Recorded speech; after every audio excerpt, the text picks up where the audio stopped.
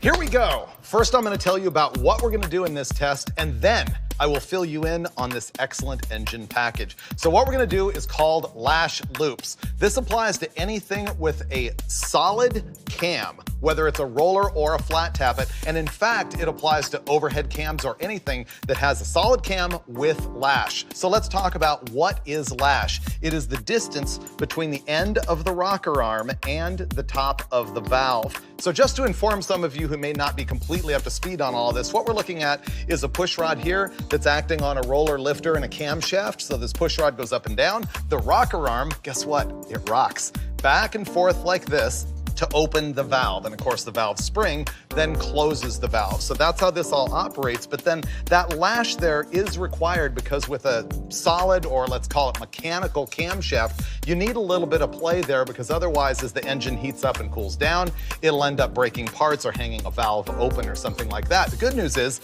we can use lash for tuning. That's because if there is less lash, it tends to add just a hair of camshaft duration. If there's more lash, it actually takes away a little bit of camshaft duration. The relationship of valve lift is directly proportional to lash. If you tighten up your lash by 10 thousandths of an inch, you just picked up 10 thousandths of an inch of valve lift as well. So what we're gonna do in this test is go through and first take the intake valve and adjust the lash smaller and then larger. And then we're gonna do the same thing on the exhaust side, smaller and then larger. And we're gonna look at our power curves and figure out which one is better. Now this can give you a clue as to your camshaft performance. If you really like looser lash, it tells you you might have picked a camshaft with too much duration, because the looser lash is gonna reduce that duration. And this will be very clear to you as we go through the dyno steps. So let's tell you about the engine combination here. And if you followed Engine Masters at all, you know this pooch, because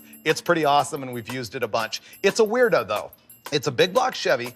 It's 478 cubic inches. Now that's really strange, but regardless of that, it runs really well. It's got JE custom pistons for 12¼ to 1 compression. It's got Dart Pro 1 heads on it with 365cc inlet runners. It's topped by a Dart manifold and a Holley 1050 carb. But let's get into the meat of what you really care about on this engine. It has a Crane solid roller camshaft, and it is a no fooling cam. The duration at 50 thousandths tappet lift is 284 on the intake, 296 on the exhaust, and it's on a 112-degree lobe separation angle. It's gonna make about 850 horsepower, and it's gonna scream to 7,500 RPM. It's a great platform to find out if we're gonna be able to adjust our lash and learn if maybe we picked the right camshaft or maybe we didn't. So we're gonna slap the valve cover on and hang this thing on the dyno and find out facts. All right, I think we know what this engine does. We've run it a jillion times at this point. A few laps. It does a lot. Has a lot of laps on it, but I don't know, different weather, different day. Right now you've got the lash at 21 to 22 thousandths. Both intake and exhaust. And that's the hot number. Hot relative to what we test at. We're testing at about 130, 35 degrees. Okay, yeah. Different than room temperature cold. Yes. So how much does it grow on an engine like this? From like a 75 or 80 degree day, it's probably going to grow 4 thousandths. If we were to lash them at 150 or 60 degrees, I'm seeing about 3 thousandths difference from 19 to 21, 22. Okay. So you would cold lash this at like 18, and then it'll stretch 19, to 21, 22, Yeah. that neighborhood. Okay, cool. Let's show them again what this engine makes for power.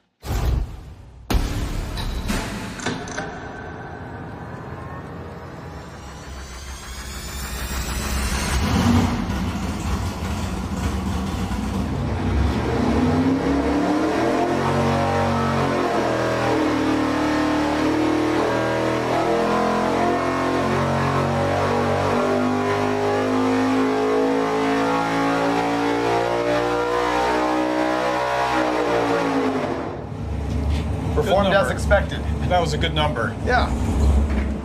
So there's our baseline, pretty much as expected. 633.6 pound-feet of torque at 5,700 RPM and 854.1 horsepower up at 7,500. Now, it needs to be noted that we're only running this engine to 7,500. Honestly, we think that it makes peak power at 76, 77. Yeah. But we're really worried about the valve control with no shaft rockers, no stud girdle, and stainless steel valves that are probably 2,350, like big old valves, too. Or, well, So I was thinking 2,300, 2,350. They're probably 2,350. that's our baseline. What's our first step in testing lash? I don't know. Maybe just leave it alone because it's so good the way it is. I'm afraid that anything we do is going to make less power. I'm thinking the kind of procedure we'll work on is we will go tighter intake and looser intake. Decide which of those two is better, and then leave that there where it's at, and then go to the exhaust and kind of do the same thing and just look for both, whichever combination of those are the best. So you're going to go put it tighter intake right now. What number? I'm not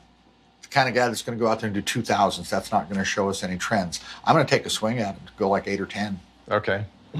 So Makes sense. that leaves us with 10. My only concern is going the other side to do, if we're going to do, That loose. getting Gets it kinda over rackety. 30, Yeah. 34 thousands. I think that maybe we do 10 and 10 each way. So we're going to go out there, and I say we, I mean Lightning Lash Brule, who's going to handle this in like a flash. But we're going to set the intake valves at 12 thousandths of an inch, closing them up about 10, which means we're going to be adding a little bit of lift microscopically and a little bit of duration to the intake side. About every 6 thousandths is going to be about 1 degree in duration. So we're not making huge changes here, but we're seeing trends, hopefully. Dulcich disagrees. What do you mean?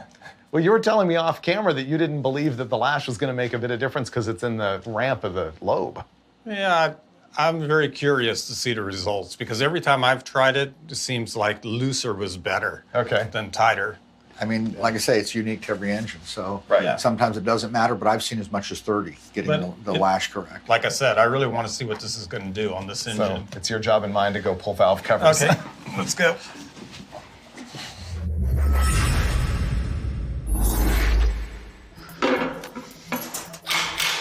The procedure I use is adjust the intake valve when the exhaust valve is opening and adjust the exhaust when the intake is about half closed.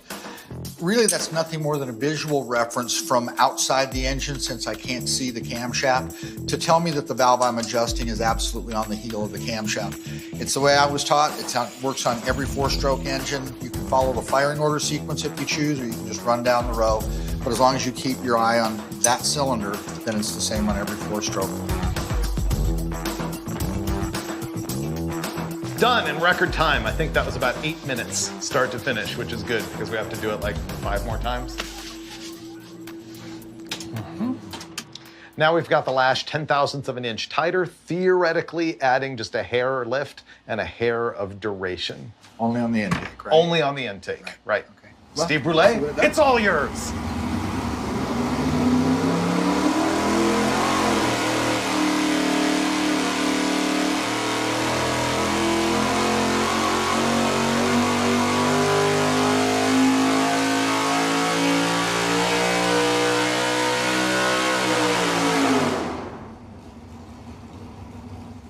Okay, to really know what happened there, we're gonna have to overlay the 2 curves and inspect very, very closely because it's not much. This is all the same.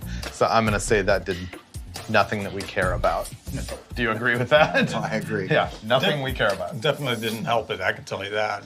Yeah, so I think we're gonna go back out there now and loosen the intake rather than tightening it. We're gonna go 10 thousandths looser, which brings us to a lash hot of 32 thousandths. All right, here we go.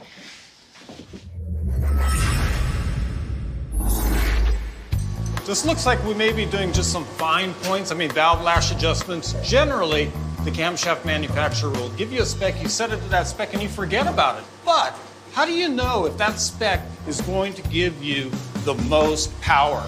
And really, that's what we're after here. On the dyno, we have the opportunity to test what is best. Does it want to be looser? Does it want to be tighter? The lash loop will tell us what the engine really wants.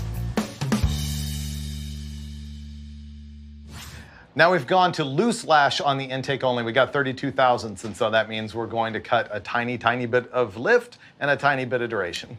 Dulcich had an idea of why he thought this might be better. Well, I mean, the early part of the ramp is called the lash ramp, where it goes up really mildly as far as the cam profile to take up the lash and not do it too violently. As you open up the lash, you're getting higher up on that lash ramp and you're getting closer to the actual opening ramp or the flank of the cam, so you're going to have a quicker valve action off the seat. Just setting. like looking at duration at 50 thousandths tap at lift versus 200. I mean, obviously it's not that extreme with the lash, but you're saying it's hitting later on the lobe, and so the lobe is more aggressive at that point. Yeah. But it's going to be harder on parts too. Yeah, right? right. Theoretically, it should still be soft enough where it'll be fine at this setting. You're 32? Yeah, 32. Okay, let's find out.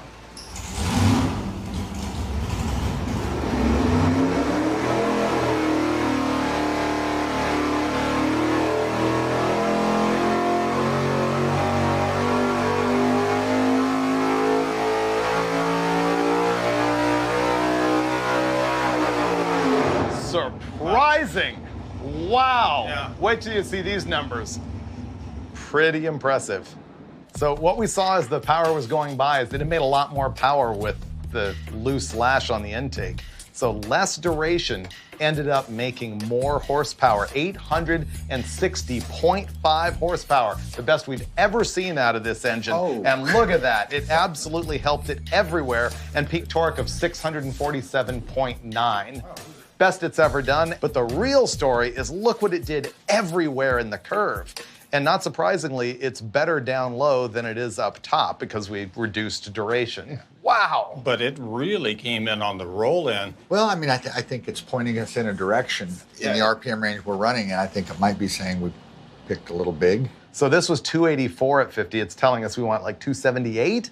Or do you think it's telling us we want 283? You know, the best cam guys I know will look you straight in the face and go, this should do this. Right? There's no one answer. I mean, we'd have to Right. run 3 of them through there and look for the best. That's why we test. Right now, I'm saying this cam's the right cam with 32 degrees. 32. But it might be the way that it's valve. opening the valve now. Yeah. But can we drive it around, race it at 32 thousandths lash, or is it going to beat itself up? It's going to beat the tip of the valve. It's going to beat the axle and the roller. I think it's okay. I think you'd have to look at the specific lobe and find out what's happening at that point when it opens to see how bad it's slapping it around. Steve-O, I mean, correct me if I'm wrong, but old school mechanical cams, like back in the day, it was not unusual to be 32 thousandths as recommended.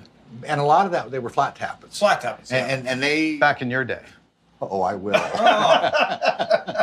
Wait till we're You done. can reach me from here. Get off my lawn. Right.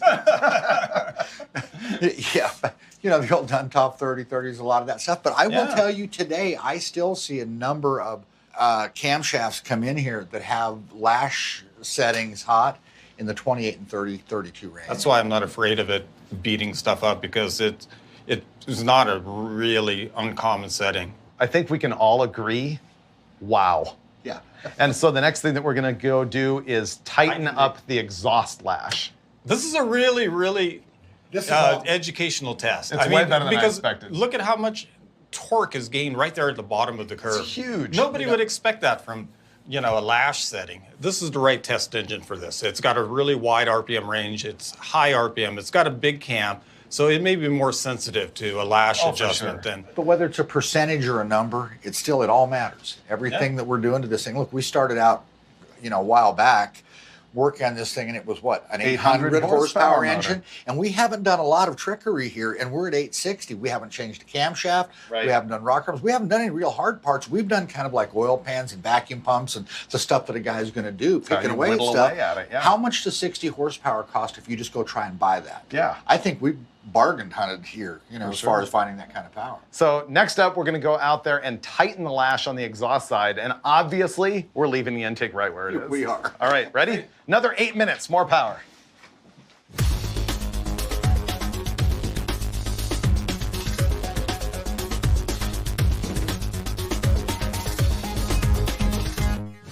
Here we go again, this time tight lash on the exhaust. And of course, we left the intake where it was. Go.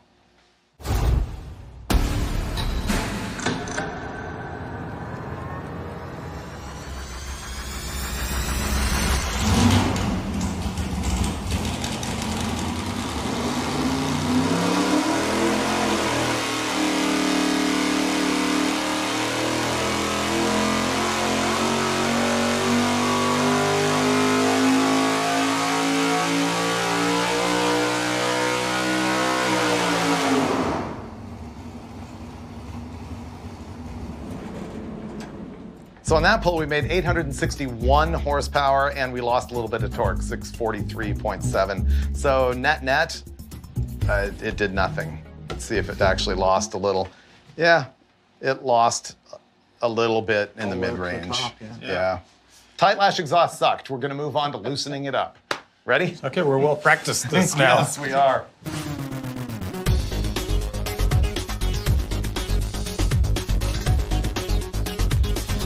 Okay, I can't be disappointed at this point, but what's your call? Loose lash on the exhaust, better or worse? At least better down low. It's going to be better everywhere. Okay, I hope so. We're gonna see 865 horsepower-wise? I think we'll break 860 is my prediction. We already have. Have we?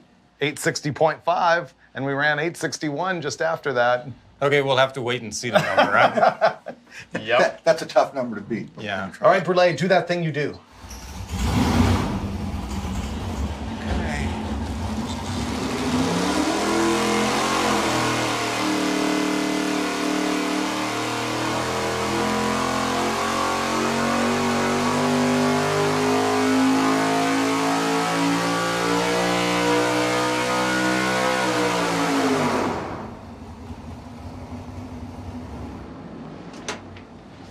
Okay, will it be better? Will it be worse? We always have the knee jerk of wanting to talk about it, but you gotta look at the actual data. That says 855 horsepower, down 5, 649.7 pound-feet of torque, up microscopically. How about lay it over and see what we did? So what we're looking at here is the red line is what we deemed earlier today to be our best pass yet. It was the one where we had loose lash only on the intake side. The black line is the last test that we made where it's still loose on the intake, but also loose on the exhaust. And it's interesting because it actually ended up making more low end loosening up the exhaust and not as much up at the top. This doesn't surprise me. I mean, shortening up the exhaust some, you need the additional exhaust for engine speed, and we're revving this thing up there pretty good. Yeah. If this were a 7,000 RPM combination, that probably wouldn't be there and wouldn't matter. We would never see it. But it picked up the bottom, which is kind of... Yeah. But then if you were drag racing this engine, you've got at least a 5500 converter, and that really doesn't matter. So I think bottom line is it doesn't care about the exhaust lash. I mean, it does tell us that the engine at very low speeds prefers less duration on the exhaust side, but not up at the top. Yeah, you know, it leads me to want to try a camshaft that's very dissimilar to what it is, work on the intake side some, but widen the lobe separation a little bit. Try and help pick up this engine speed some more once that rocker arm thing you do is going to happen, and we get some shaft rockers on it, some other stuff, we can rev it up to 8,000. Because this thing's on a 112, you're saying you would like put the cam at a 114 lobe separation And angle? let it run and up let it there. eat. Yeah. Yeah, this is good because I was going to ask you guys what you would conclude from this. I don't know. Where do you go from here? Do you change the Well, I camshaft? don't know. I mean, it depends on where you're at. I mean, if this was mine and I had have that cam, I mean, going out and buying another cam, whereas I'm getting pretty good performance out of it as it is, I'd probably just optimize the lash and call it a day. So that's the practical side, which is a Yeah. great argument. Let's say that you're not spending money and you wanted to put a different cam in it. Would you, or Oh, would I you know call exactly. this cam, good? I know exactly what I would do. What? I would ask Brule. Okay, And then I Brule. would just widen the SEP a little bit, maybe Yeah. add a couple of degrees of exhaust duration, shorten up the intake, and see what it does. Exactly, because it's going to like that longer exhaust for engine speed as well as the nitrous. So that's a win-win if you're headed The that nitrous. direction. Oh, you hadn't planned on that yet? Duh. No, that's done. So Right. I think what Steve's onto has a lot of merit to it. Just The valve opening opening quicker. rate. By today's standards, we are not pushing lift at all. We're below 800. I know. Guys don't do stuff below 900 anymore. What's wrong with us? Yeah. That was really interesting. good. That was cool. Good stuff. Yep. Yeah. And more power than we've ever had Ever. from that motor.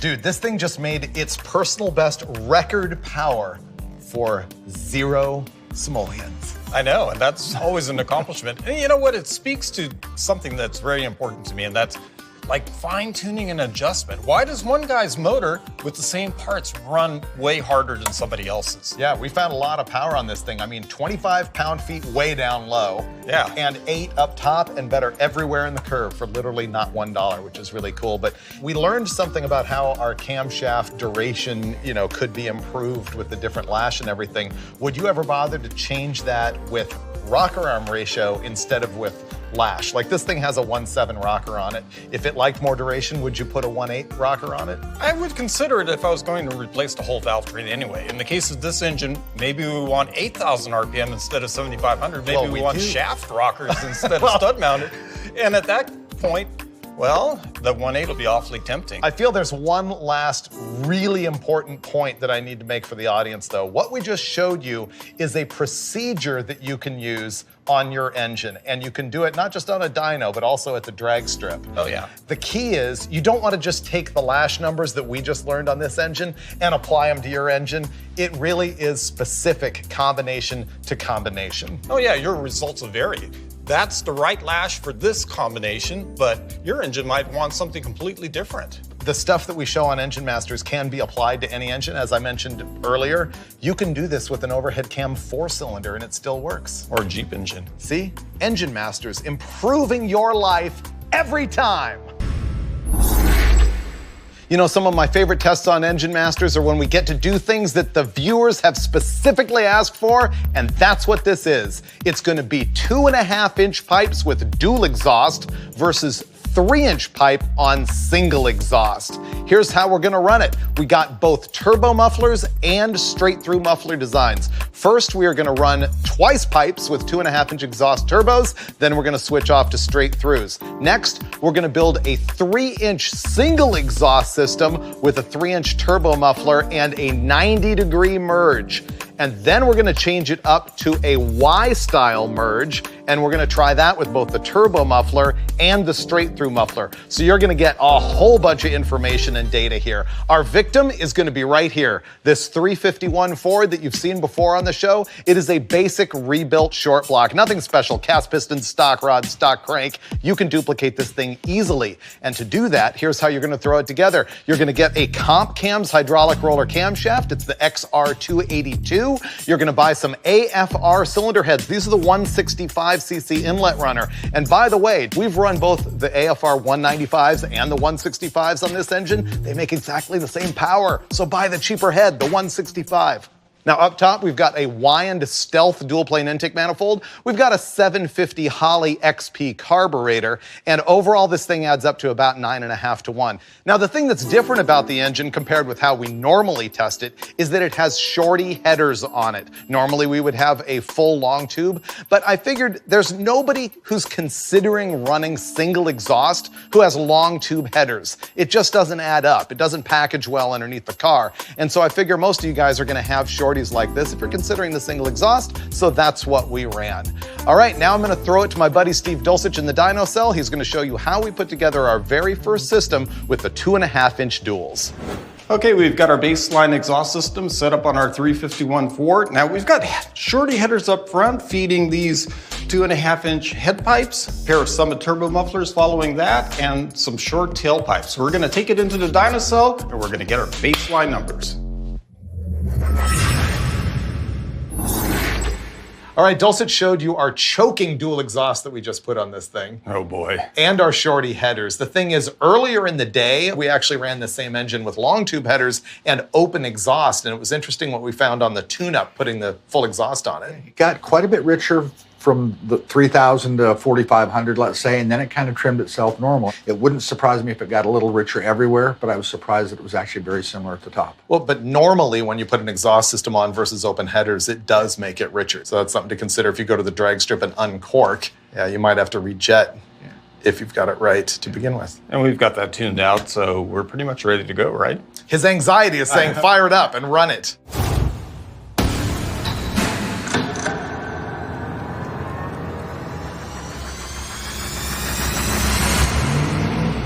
All right, we're gonna fire it up, warm it up to 130 degrees of water temp, and make our baseline full with dual exhaust and turbo mufflers.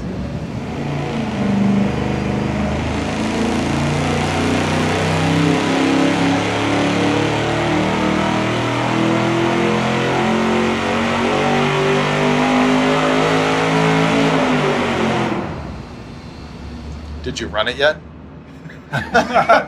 It's so quiet. I love it.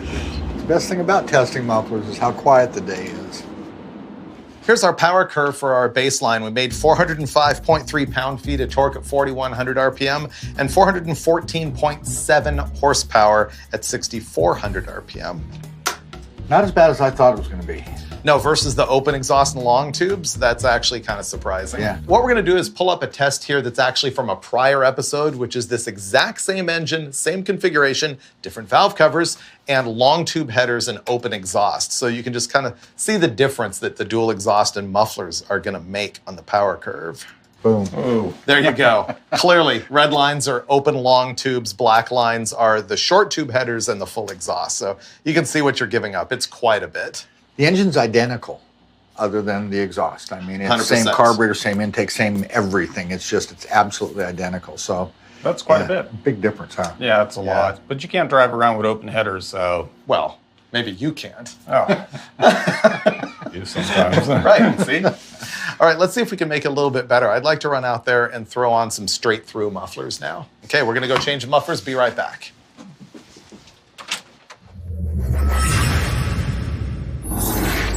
How many guys does it take to change 2 mufflers? I don't know. Me and Steve and 1 pork chop.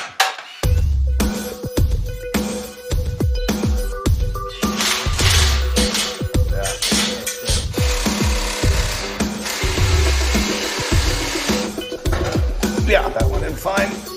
Screw it. We're taking off these so-called turbo mufflers, which you cannot see through at all. They have one tube that goes in here, and then the exhaust has to come around through another tube right here. Now, what we're installing is a straight-through muffler. You can see right through them. So this is kind of a bonus test. In the middle of dual exhaust versus single, you're also gonna see turbo mufflers versus straight-through on both the duals and on the single exhaust. We're all set up here for a comparison of these straight-through mufflers to what we ran before, which was the turbo mufflers. But before we do that, I kind of want to make a point, which is we always use these cheap Chinese knockoff mufflers. So the thing is, I honestly believe this is going to perform the same right here as an expensive version of the same muffler, but it's the longevity that I wanted to point out probably isn't there. I think you had a real-world example of that. Yeah, I put those really cheapy turbo mufflers on a truck with like a 450 horsepower engine in 1 month. They were blown out all the and packing. they were making all kinds of really Yeah. bad vibration and noises and stuff. So I'm sold they didn't have Chinese mufflers when I was doing Yeah. it. So Well, I guess It was the all difference good would be the knockoff Flowmasters. There's nothing to blow out of them unless they just couldn't weld a baffle in and it comes out. But that is the element that we can't see on the dyno, is the longevity of some of this stuff. But nonetheless, we've got the $40 cheapo Chinese MagnaFlow knockoffs on here, and we're going to find out if they make more power than the Summit turbos.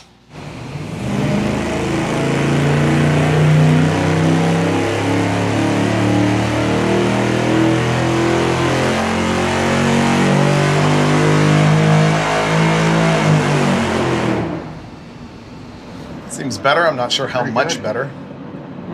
I think it's pretty close. So here are our numbers with the straight-through mufflers and the dual exhaust. We made 412.8 pound-feet of torque at 4,200 RPM and 420.5 horsepower at 6,200. Why don't you go ahead and lay over the turbo muffler? I think we'll see it actually did make quite a bit of difference. There you go. It did. remember we were talking about the sound of it down low? Yeah. Shows it all right there. That is a Yeah. really significant difference. I wouldn't have expected that. Really interesting to me about how down here where there isn't as much airflow through the exhaust, it makes that big of a difference. I can't tell you why, but what I heard was Yeah. a slight misfire. You know how sometimes a carburetor will struggle with metering at lower engine speeds? That's almost what it sounded like with the other mufflers on it, and it seemed to clean up here. So Well, we also noticed that it runs leaner with this muffler than it did with the other one because it's less of a restriction, less Yeah. back pressure. All right, well, you can see that definitely the straight-through muffler made more power than the turbo, which is no surprise. We saw that before when we did our muffler shootout. But what's going to be interesting now is when we strike this and go to the single 3-inch exhaust. And when we do that, I also want to test turbo versus straight-through to see if it makes a greater difference or not. All right, let's go make 3-inch single exhaust. I think it'll be better. Steve always goes against logic. There's some very kind of similar. Yeah.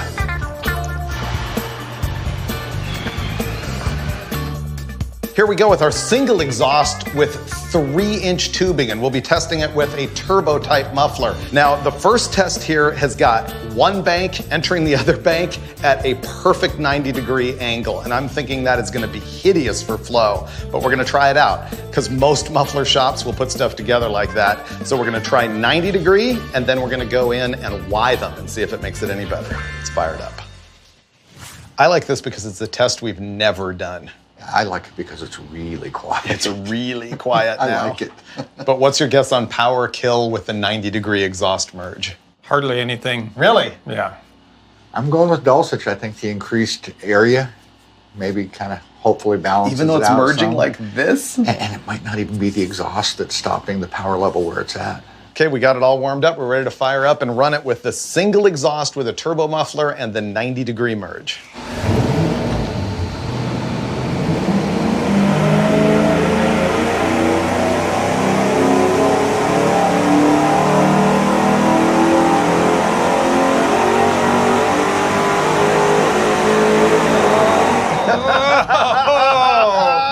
We're like the guys at the muffler shop, Brule, saying, oh, that's not good enough. It's a 3-inch pipe.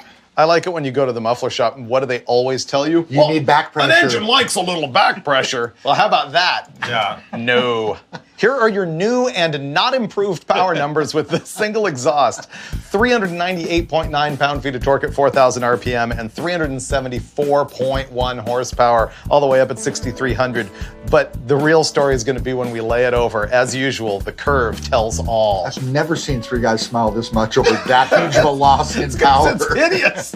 So we're going to show you the single exhaust with the 90-degree merge paired with the 2.5-inch dual exhaust. Oh, fail. Obviously, red lines here are dual exhaust, and the black is the devastating single 3-inch. We're looking like, 45 horsepower. Yes, yeah. exactly. Yeah, it killed it. Death. I think with the merge, you're essentially creating a restriction. That pressure coming into the pipe right there has got to be a restriction to flow on that other side of the engine. Yeah, that exhaust, when it tees, it doesn't know whether it's supposed to go left or right. I mean, it's exactly. got some exhaust helping direct it. Not only is its flow being backed up by the T, but it's also creating a high pressure area, which is a restriction for the other side. It is richer, but there's no jet in the world. There's no fixing that's going to fix that. Yeah. Actually, it's a good point to make, though, which is we're seeing that it was running about 12.6 to 1 air-fuel ratio at wide open. It's now 11.6 to 1. So should you choose to actually have this on your car, you might want to look at rejetting your carburetor or tuning your EFI or something. Yeah. That is just the worst. That was a lot of work for such a disappointing outcome. Well, we have to go work more now. We'll go put that Y in, and I think it's going to help it a ton. I'm counting on the Y to let us win, so let's go install it.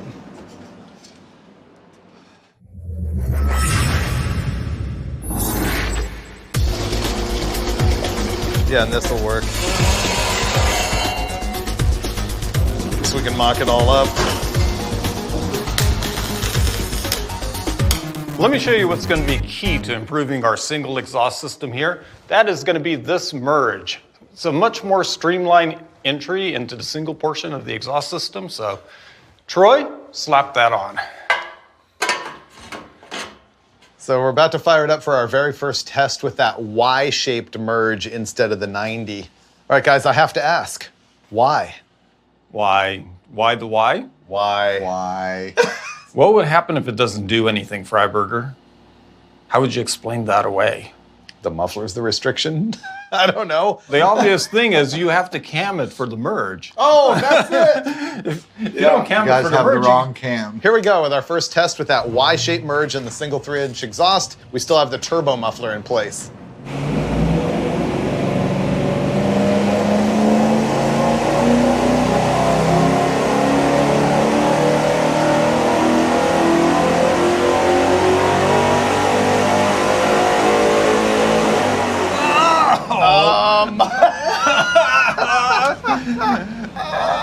It doesn't matter. But it does. It was a little better, but not good. It was a lot better. Was it? Where I said it was going to be. I didn't see the torque being any better. Oh, really? Really? I think so. All right, so our peak numbers with the Y merge are 397.2 pound-feet of torque at 4,000 RPM. And up top, we have 383.5 horsepower at probably 6,200 RPM. The question is, how did it do versus the 90 degree? The peak numbers are lower. Oh, you're saying down here it was better. Yeah. So the black line is the Y, the red is the 90.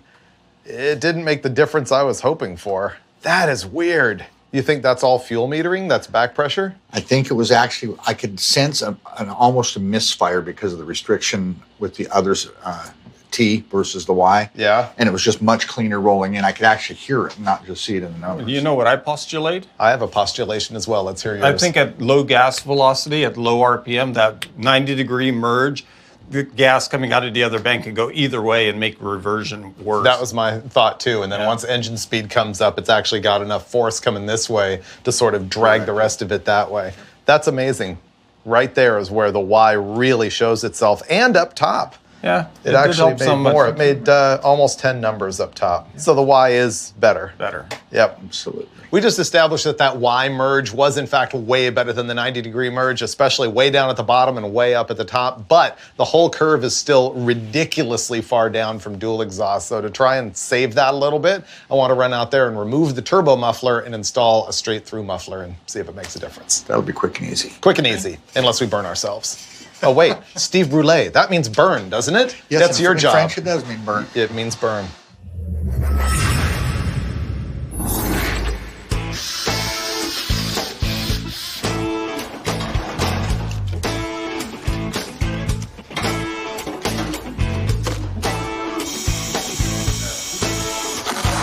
Let's go. You ready for my best Joe Friday? Oh, yeah. All right, single exhaust. This is your last chance to do the right thing, or I'm going to throw you in the trash and never look back. Was Was it pretty good? Yeah. Throwing you in the trash can, throwing away the key. Oh, yeah. It's got a one-way ticket. This will be our final test. We're going to do that single exhaust with the Y merge with the straight through muffler. It's kind of the last chance for the single exhaust.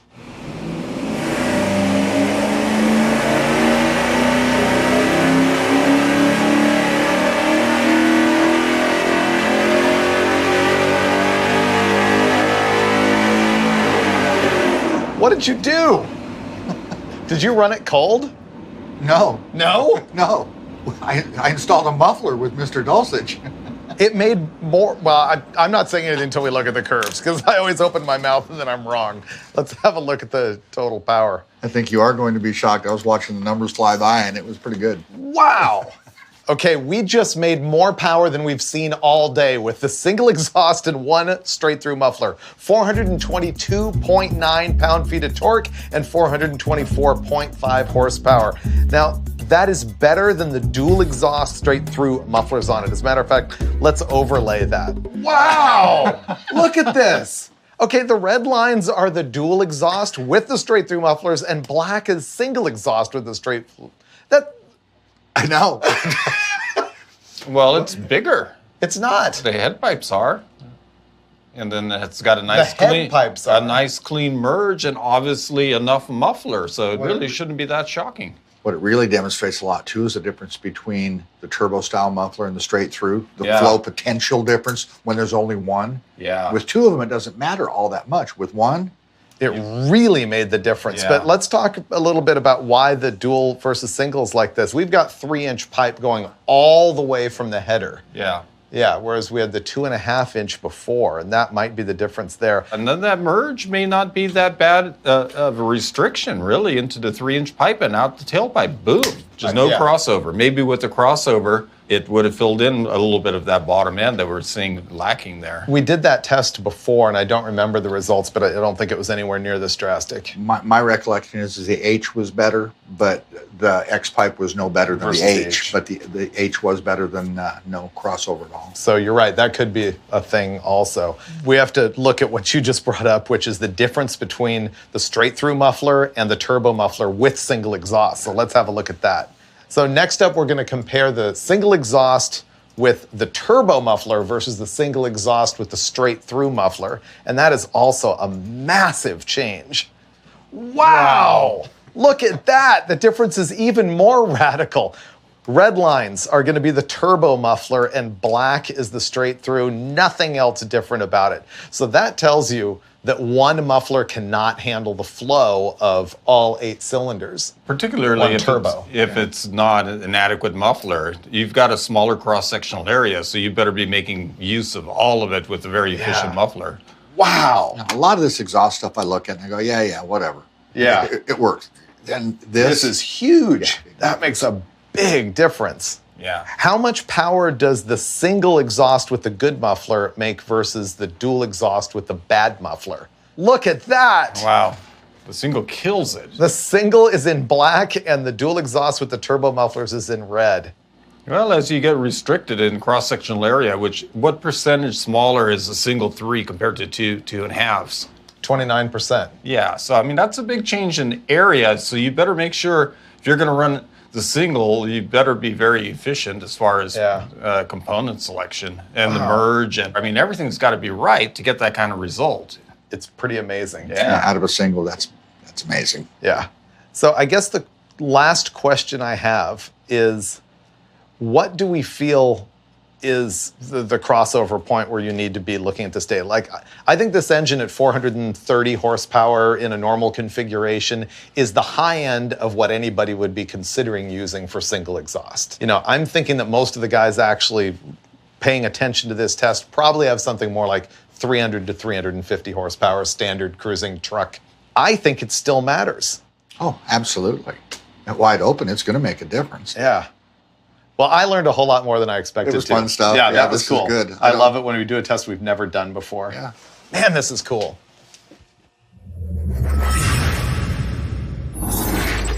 The big thing we saw here is that we ended up making more power with 3-inch single exhaust and a great muffler than we did with 2.5-inch exhaust I still and have duals. I still can't even accept it, Freiberger. I know. It has to be true. It was true, but the thing is, we went into the dyno cell off camera, did a bunch of other tests trying to figure out why, and ultimately I'm gonna say that we ended up with more questions than we did answers, as we often do. The only takeaways that I have firmly are, I believe you can use 3-inch single exhaust if you have a great muffler, if you've got a Y pipe, and if you've got an engine making less than 400 horsepower. Yeah, it's a minefield. You got to do it right. And then Yeah.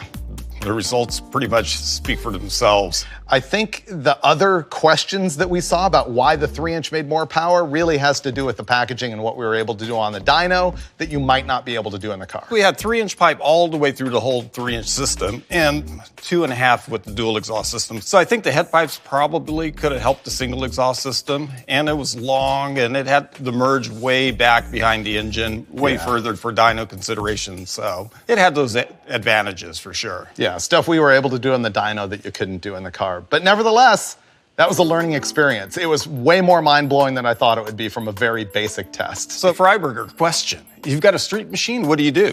3-inch single or dual 2.5 pipes? Dulcich. Twice pipes, Oh, bro. yeah, you know it. Every single Boom. time. Me Oh, too. man. All the love, all the learning, every time on Engine Engine Masters. I blame you for this. You know why? Because viewers have asked us for like 2 years to do an episode all about carburetor spacers. You would ask, why have we resisted? Well, the thing is, these carb spacers, they really change their effect on performance depending on the intake manifold design, the engine displacement and camshaft, the carburetor that's used. There's a lot of different effects that they can have on performance. We think we've put together a combination here that is sort of as broad and representative as possible for you. But first, let's talk about what a carburetor spacer is. There it is. It's as simple as that. It's one of the cheapest things that you can do to change the performance of your engine. You simply put it on your intake manifold right there, slap your carburetor on top of it.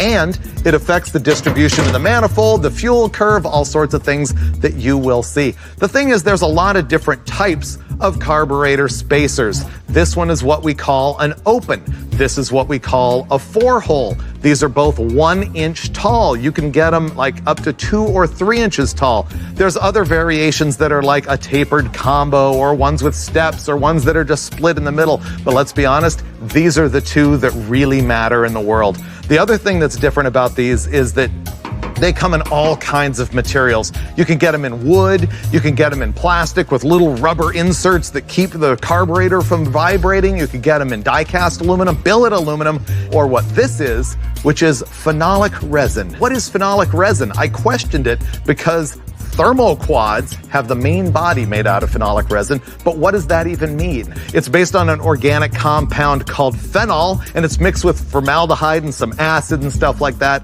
and it becomes hard plastic. You know what's made out of phenolic resin? Carburetor spacers and pool balls. All right, there's completely random information for you. Let me tell you what we're gonna do for the test today. So the victim we've got here today is our 383 small block Chevy that you have seen in a zillion episodes of Engine Masters, but we've changed it up a little bit for reliability. So this is the same Blueprint Engines short block that you've seen over and over, but we kept on seeing a valve float problem at the top end, and Steve Brule really wanted to fix that because he was worried in some tests that it might affect the results, and so he wanted valve train stability. He started by putting solid roller lifters on our hydraulic roller lifter camshaft. It's the same cam we've always had. The degrees of duration at 50 are 230 on the intake, 236 on the exhaust, and for performance, we also changed the cylinder heads. This is an aluminum Dart Pro 1. It's got a 215cc cast intake port. Now we're also gonna change the intake manifolds on this thing, including a baseline with our Dart single plane. Now here's the mind-blowing thing. All of those changes, and believe it or not, it makes exactly the same power curve that it made before all of those changes, but it is way more stable up top. Now in our testing, you're gonna see we're gonna switch from this Dart single plane to the Dart dual plane intake manifold, and that's because we know from experience that the 4-hole and the open spacer perform radically differently depending on what intake manifold you put on them. And so we're gonna kick it off with the single plane, then move to the dual plane, and you will find out the magic of the carburetor spacer. How simple is that? So for this test, what we've decided to do is add a couple of sensors that we don't always use. And one is the air hat, which measures airflow that the engine is drawing in cubic feet per minute. And the other one is these 802 sensors. They're oxygen sensors, not dissimilar to what you have in your regular passenger car, but we have one in every cylinder so we can identify the air-fuel ratio in every cylinder. We're potentially only looking at 2 or 3 horsepower differences in some of these spacers. And so we want to be able to identify where the gain or loss is occurring. And so, like they say, you can never have too much data. So we're going to go in, baseline this thing, get some numbers, and move on from there. Spacers are tough to predict. The only one I think I can predict, I'll probably be wrong, is the open on a dual plane. Dispense with the chit-chat, gentlemen. Baseline it, Brule. I'm Yes, cutting sir. to the chase. Wow. Taking charge, Freiberger. With authority. What's gotten into you?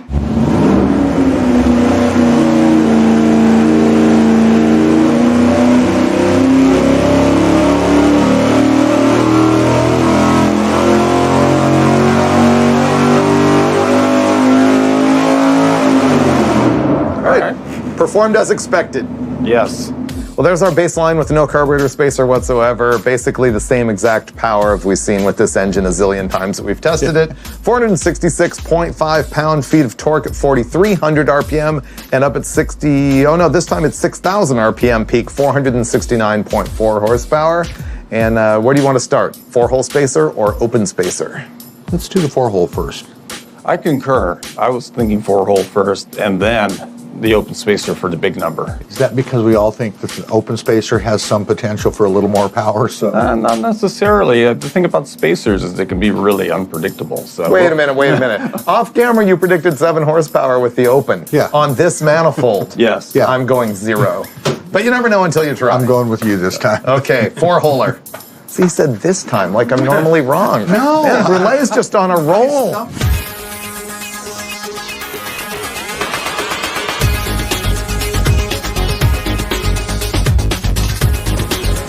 Oh, fail! The studs are too short. Take it off. How do they do that? Those must be for a 3/4 inch spacer. All right, Brule, take it off.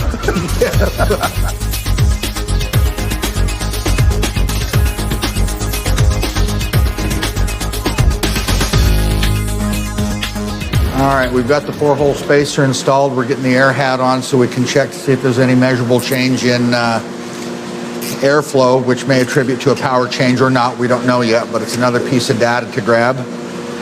Dulcich and I have got the 4-hole spacer installed, so we're going to go check it out. While you guys were buttoning up the air hat, I was toasting myself a delectable Pop-Tart. You're not even allowed to eat those, Freiberger. It was against the advice of my nutritionist, I have to say. Priorities. Oh, well. So what's going to happen with the 4-hole, Dulcich? I think it'll make 2 more foot-pounds of torque, and that's it. I've learned not to question him. He's always good for Well, a no, laugh. I mean, and that's going to be below peak torque. Oh, okay. Yeah. I have no idea. I say run it.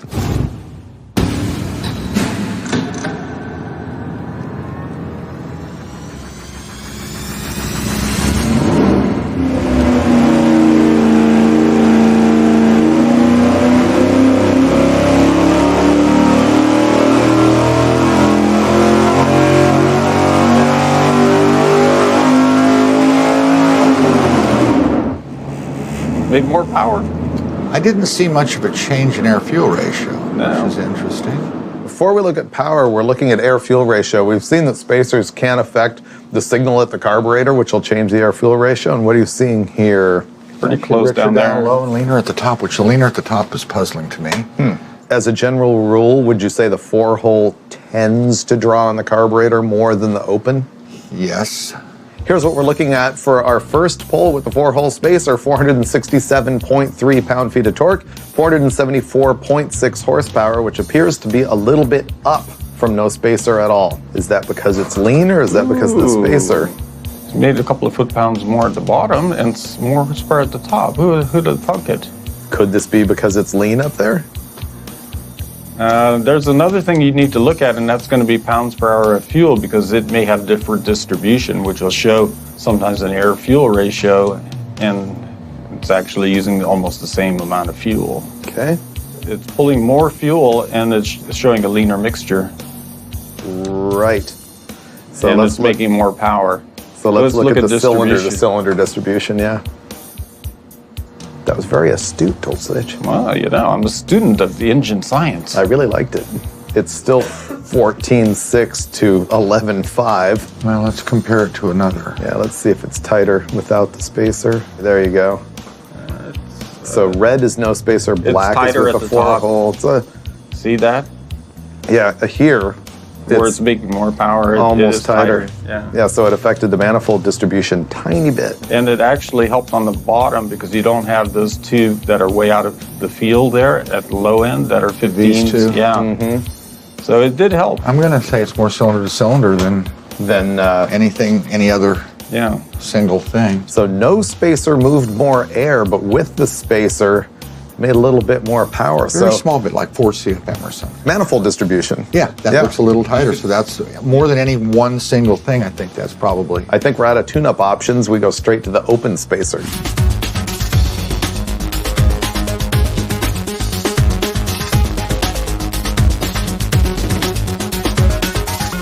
So it's easy as that, which is why you can test this stuff at home or on the drag strip just by stocking up on spacers and flopping them underneath the carburetor.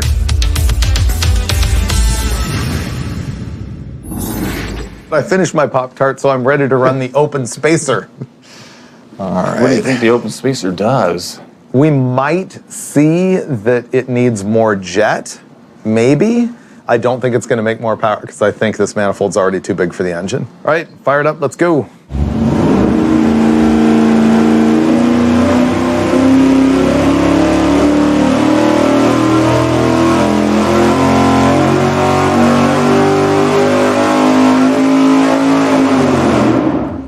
And the open spacer makes 469.9 pound-feet of torque and 472 horsepower, which is up just a hair, I believe, but we need to look at the overlay to compare.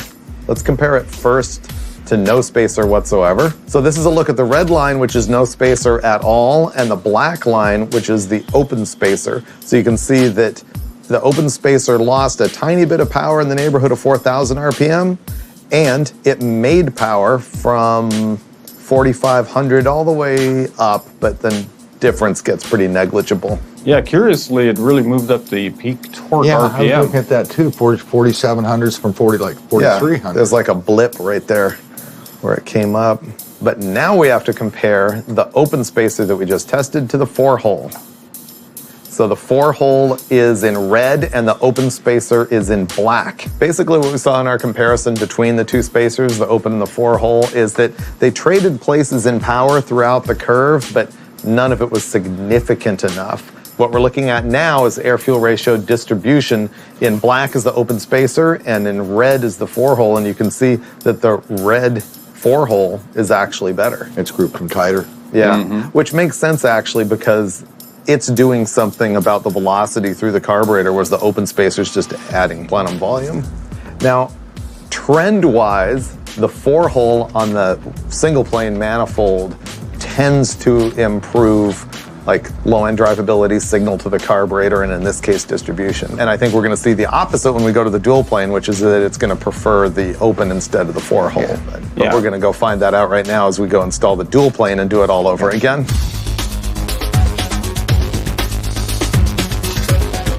With the carburetor off this, you can see that this Dart intake is a single plane, wide open plenum. This would be typically designed for something that makes more RPM, more power, more displacement than this engine. The reason we're running two different manifolds is because spacers can have a different effect depending on whether it is a single plane or a dual plane. So this is the dual plane that we will be installing. This is an air gap style dual plane. It is much more suited to the type of engine this is. We're going to anticipate seeing this thing make a whole lot more torque than that. And we will show you the power difference between these two intakes before we start messing around with spacers. We've already done our first pull with a dual plane. It was really rich. We went out there and leaned it out by 9 jet sizes overall, which is a big whack. And we're gonna see if it makes a difference in power.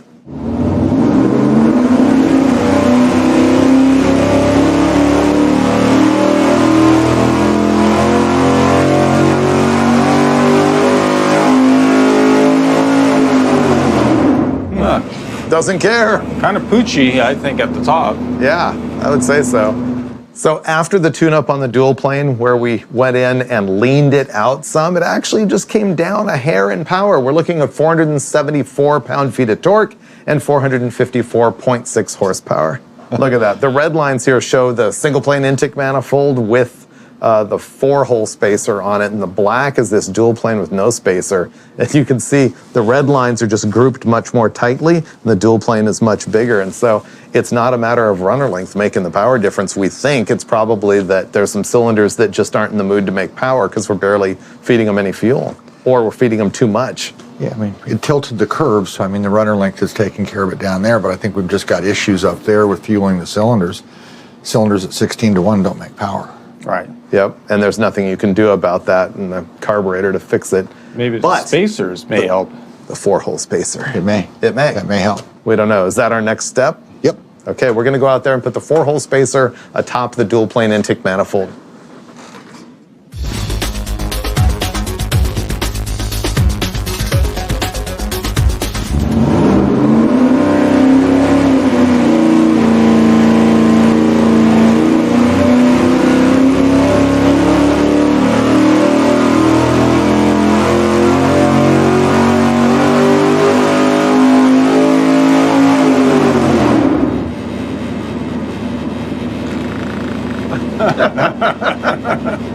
Okay, 465.8 pound-feet of torque, 455.5 horsepower.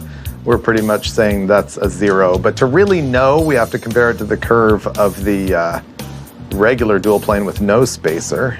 Okay, red lines are the no spacer, black lines is the 4-hole. It's smoothed out the curve. The range here is not that different. We're talking about 12.4 to 12.8, negligible, but this is flatter. Okay, I could say we can count out air fuel. Let's look at the individual cylinder distribution. I'm gonna read you off the cylinders in order, 1, 2, 3, all the way to 8. 15.9 to 1, 12.9, 14.4, 13.8, 14.1, 12.5, 14.9, and 12.0. What's the trend that you're seeing there? Yeah, well, we're seeing it's all on one side. We're seeing a whole bunch of lean cylinders. These cylinders are not making power, and that's why it got worse when we leaned the carburetor out. is they made even less power. Right. Well, the trend that I'm seeing is that it's every odd cylinder Yeah. that's lean. Yeah, it's one side of the engine. bank, Yep. which makes no sense because on the dual plane manifold, one level is feeding inner to and outer on the other side. I know. And the other level is doing the opposite. So It can't do this, but it is. Okay, so final answer on this thing is we suspect this manifold is not that good because of the leanness along one bank, but what we know is that the 4-hole spacer did nothing good on this combination. No matter how much we tried and fought Maybe with it. the open spacer is going to be the miracle worker here. Let's hope. It's what we normally see, but who knows? There's only one way to find out. We're going to change to the open spacer.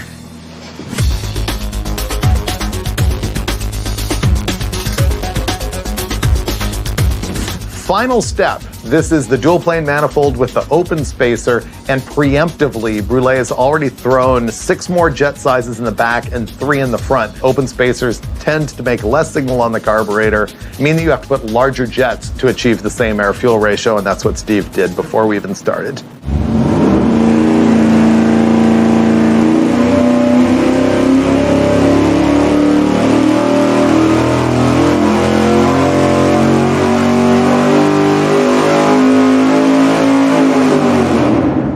So the horsepower that we saw just now was 465.8 and the torque 478.2 with the open spacer. Let's look at it versus no spacer at all.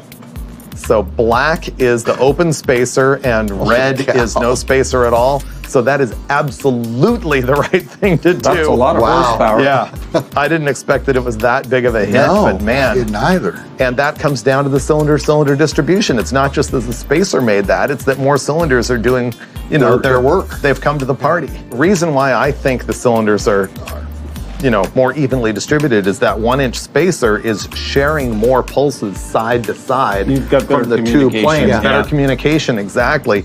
And so the fuel's making a turn somehow and getting to wherever it needs to be in a better way. But wait, But wait, I wonder if it's using more air too, or if it's taking in more air with the single spacer, because that's a big chunk of horsepower. You would Yeah. think there would be more air, or is it all efficiency and better distribution? if cylinders are making more power, they're not necessarily drawing more Not air. necessarily. We're but- gonna Right? look. Let's find out. This is what we've. Whoa! No. So it's all efficiency, It's all basically. efficiency. And that's what I mean. If they're making more power, if it's because they're richer instead of leaner, it's not going to draw more air. It's that it's using the fuel more efficiently. Yeah. So I think the last thing that we need to do is look at our best run with the single plane, which was with the 4-hole spacer, and our best run with the dual plane, which was with the open spacer. So black is the open spacer on the dual plane. Red is the 4-hole on the single plane. It's tipped right in the middle, pretty much like you would expect for dual plane versus single plane. So now it's a question of what are you doing with the car? Right, this is your drive around thing with the dual plane on it, and if you're drag racing this junk, then you want to go with the single plane and the 4-hole. We're looking at this thing, and I'm going like, wow, that is really a decent combination now. We took kind of a... and polished Mediocre. it. Yeah. Well, yeah, We did. and those are pretty good changes considering the cost of a spacer is pretty minor when you consider cost of speed parts. Yeah, it's like $15. Yeah. Yeah. Perfect. And that's the difference. All right, Okay, I'm good. me too. Cool. That's fine. Out of here. Yeah. Okay, Steve, I think we've seen why I generally didn't want to do this episode because all the performance is so dependent on the engine and the intake manifold, but I think I do have some general conclusions. Well, yeah, I think we basically broke it down to the most likely scenario. So take it away, Freiberger. The most likely scenario, I would say, is that a 1-inch open spacer almost always improves a dual plane intake manifold. Not always, but generally. Agreed. Okay? Yeah. And I would also say that a 4-hole spacer on the single plane intake manifold more rarely can help as far as distribution and performance. Yeah. And I'd say that's especially true if you've got a big single plane on an engine that doesn't really deserve it. Case in point. So are we on the same page so Yeah. far? I mean, not just from this test, but from the general things that we've all seen in the past. I think those are the trends that are kind of true. You'll likely see those results, but don't count on it. Right. And I think also we didn't bother testing some stuff that we knew wasn't going to work. There's 2-inch spacers as well in multiple designs. In fact, I think you can buy 3-inchers, can't you? Oh, I hope so. Yeah, you hope so, because it looks cool. And that's an open. But then there's Dulcich's favorite and the most fun named spacer on Earth, the Super Sucker. This is actually more generically known as a tapered combo. See how it's 4-hole on the top and it tapers into an open at the bottom? That's supposed to be super trick, but honestly, we've messed around with stuff like this, and when you go to a 2-incher on an engine this mild, you don't really get any benefit out of it, which brings me back to you gotta try it every single time, and you gotta jet it every single time. Yeah, and I kind of took something away that I wasn't expecting. To me, I always thought the volume was the big player, but what I found out is basically how the carburetor is interacting with the manifold when you stick that spacer in between. And that changes. We saw that in the fuel distribution. On both tests? Yes. Yeah, absolutely. Which is why you were talking off camera about how guys will go to the drag strip and try a bunch of spacers and never touch the carburetor, and it just doesn't work that way.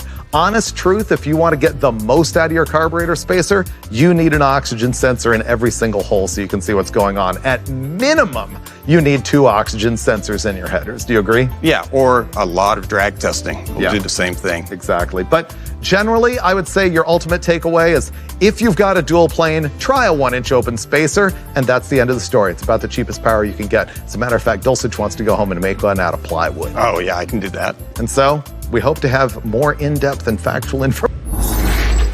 Man, I love when we get to do head-to-head, brand-to-brand shootouts. This time, it's different intake manifolds for a Ford 351 Windsor. These things are great because we're gonna give you not only the power numbers, but also the price, so you can decide what works best for you. Now, I'm gonna tell you about the intake manifolds that we're gonna run today, and then I'll give you the basics of the engine that we're gonna run them on. These are all street-type intake manifolds for a Ford 351 Windsor. Now, I feel comfortable saying that the results that you're gonna see here will also match up for something like a 289 or a 302 that has a lower deck height than the 351. I think these manufacturers all use similar designs for both the low deck Windsor and for the 351. These are all dual planes. They're all for basic cruising lower RPM engines, and we haven't got into single planes at all. I've sort of ranked them in order here based on the price that we got them from summitracing.com. There is the basic Edelbrock Performer, which is the lowest rise, lowest performance intake manifold here, but I chose it because Ford guys often have hood clearance problems, like on Mustangs and things, and having that carb pad height just be like 3/4 of an inch lower can make a difference. So we're gonna find out if that one's worth it for you, even though it's probably gonna make the least power. That one is $309.95 at Summit, making it the most expensive manifold in the shootout. The next one up is also an Edelbrock. It's the Performer RPM, the taller, more high RPM oriented intake manifold. That one is $304.95 at Summit Racing. Moving down the line to cheaper stuff, we get the Wyand Stealth intake. That one is $262.99 at Summit. And finally, there is the Professional Products Typhoon, and that one is our cheapest unit at $255.95. So the engine we're gonna run all of these on is that. It is a stock 351 bottom end, cast pistons, about 9.5 to 1 compression, nothing special. The power comes from those Airflow Research 165cc cylinder heads, and it's got a hydraulic roller camshaft from Comp Cams. It is their XR282. Every time we run one of these intake manifolds, we'll be topping them with my favorite carburetor, the Holley XP, in a 750 double pumper. We've got MSD ignition, we'll have long tube open headers on it. This thing should make in the neighborhood of 430 pound-feet, 430 horsepower. It's what it typically runs. And that is like right at the crossover point and RPM range, because this runs just a tick over 6,000, where you gotta decide between a single plane and a dual plane. And that means we're really gonna be taxing the airflow of all of these. So the one that makes the most power is definitely the best intake manifold. We're gonna bolt up the Performer first, slam it onto the 351, and roll that junk into the dyno cell. Okay, bros, you ready for Ford intake manifold shootout? I love Fords. You love them? I love them. All right. They're almost as good as a big block Chevy. It'd be better if it was a 5.0. Well, or a 429 Boss. Or that, yeah. Yeah, so it's just a 351, and right now we got that Pucci Edelbrock Performer on there. Of the 4 intakes we're gonna test, I feel confident saying this one's gonna make the least average power. I haven't even looked at the Pro Products. I'm familiar with the other 2 manifolds already. They're usually Is the pretty Pro good. Products a knockoff of Performer RPM air gap or something? They're not air gaps, they're just RPMs. Okay, Yeah. Performer RPM. Yep. Okay. Yeah. Yep. So we've seen this engine make 430 horsepower in a past configuration. It's different now. It's got a 165 head on it instead of the 195. So I don't know what's going to happen. I guess we find out. All right. Okay.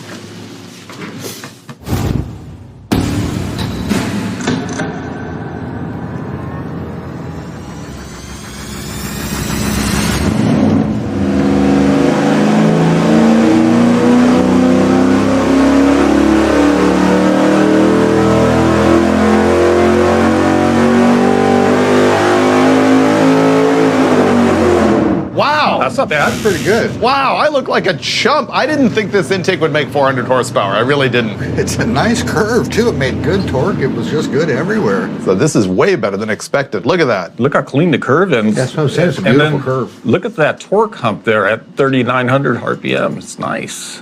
So we just made 425.2 pound-feet of torque at 4,000 RPM and 419.8 horsepower up at 6,100 RPM. I did think not stretch is pretty good. did not see that kind of power spread coming out of this intake manifold. You know what I'm impressed with? That's a 2,100 RPM spread between peak torque and peak power. Which is probably more a function of the camshaft and cylinder head. Yeah. Yeah, but the fact that that intake manifold could pull off 420 horse nearly, And make it to 6,100. I'll Good eat stuff. my words. I mean, I still think the others are going to be better, but that's mind-blowing That's that it was pretty good. capable to do that Pretty much. good. Yeah, no, I'm pretty It's happy. going to be fun. We hadn't done any Ford intake stuff yet, and be good to see. Yeah. All right, let's go pick another one to install. Let's flip coins. What's next? You want to flip a coin for which one to install next? Nah, you'll decide anyway.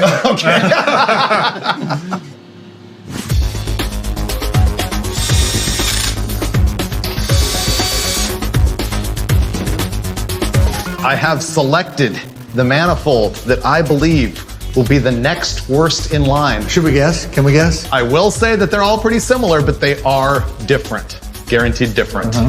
Which one do you think I picked? Professional Pro products. Professional products. Yeah. Yep. Okay. I will say all these next three manifolds are extremely similar, Look really but I similar. very carefully studied what's going on in the plenum and the transitions and the port mouths in here and the floor design, and I'm gonna guess this is the next in line. Particular China rail gap on this intake manifold and cylinder head combination is about this tall. The China rail itself was fairly narrow, so what we're having to do is I'm kind of patching one together, kind of building a wall. I put some silicone down, then patched a cork in, then I'll put silicone on top of that to build it up. I've done this before, and it sticks and holds and does a great job. So we've gone with the cork and the sauce.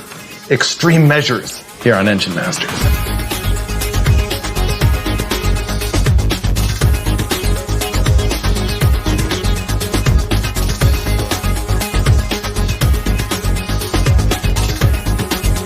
Okie doke, I've got the manifold here. This is the Pro Products. We're gonna go in the control room and see what it does. Right, we got that Pro Products on there. I think it's going to be better than the Performer, but not as good as the stuff we're testing later in the day. But I've already been proven wrong once, so why do I keep You know, speaking? this intake manifold thing is always surprising. It's hard to just look at something and know what's better. But Oh, Dulcich it looks can. decent. Well, but that's Steve Dulcich. Right. You know, we're mere humans. Oh, you guys, You're the all-knowing engine I master. really appreciate that, but I find it very hard to pick out on this particular test because the manifolds Yeah. are so similar in configuration. But if you really dig deep in that plenum, there's some differences. All right, let's fire it up and find out. Okay. Less chatter, more action.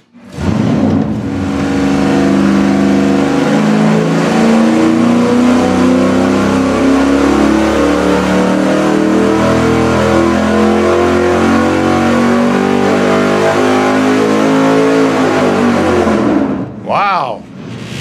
Here's our results with the Pro Products Power Plus. It made 431 pound-feet of torque at 4,000 RPM, and then it tickled another 100 RPM higher than the Performer intake, making 435.7 horsepowers at 6,200 RPM. But the real tale is going to be when we overlay these curves with the ones from the prior intake manifold, the Performer. Wow. There you go. That's the Performer in red versus the Pro Products manifold in black. You can see it's a huge difference. So far, you're right.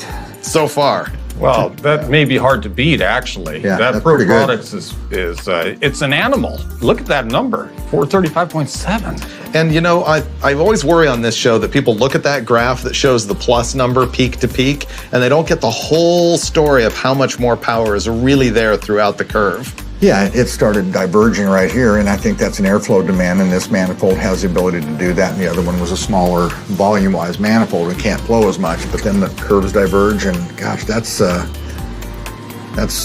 15 horsepower difference. And it didn't lose anything at 3,000. Not at all. So it's just a win-win-win. Stout. Okay, Stout. we won't know how good it is, though, until we try the next one. Unknown manifold. I will surprise you once again with which manifold I'm going to choose.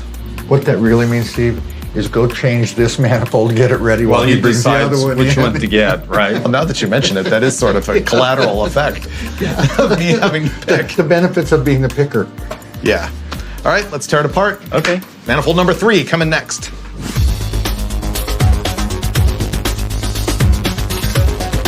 Okay, guys, I'm surprising you with my next choice. It's a 50-50 chance. It is It's either the Edelbrock or the Wyand, and I'm going to say the Wyand.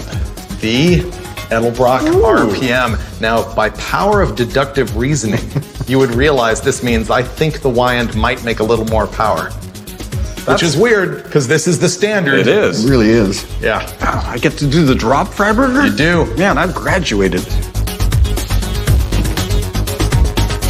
Our third intake manifold here is the one that we normally consider the best overall for a street engine under 6,500 RPM. It's the Edelbrock Performer RPM dual plane. And the reason why I told those guys it was a surprise that I would pick this one is normally we would run it last, expecting it to make the most power, and it might. But I was looking at this versus the Wyand, and I don't know, I just had a hint of an inclination that the Wyand might make a speck more power, so we're gonna run the Edelbrock as the third intake. All right, this is the gold standard, the Edelbrock RPM. It's the one everybody uses. It's one I always recommend. Yeah. But looking at these other two manifolds, I think it's got some competition here. It does. I'm just kind of going to have to reserve judgment until I see what we've got from the dyno. He's smart. Okay. Well, thank you, I'm Robert. itching. I'm itching. We're there. We're ready to run. Run it.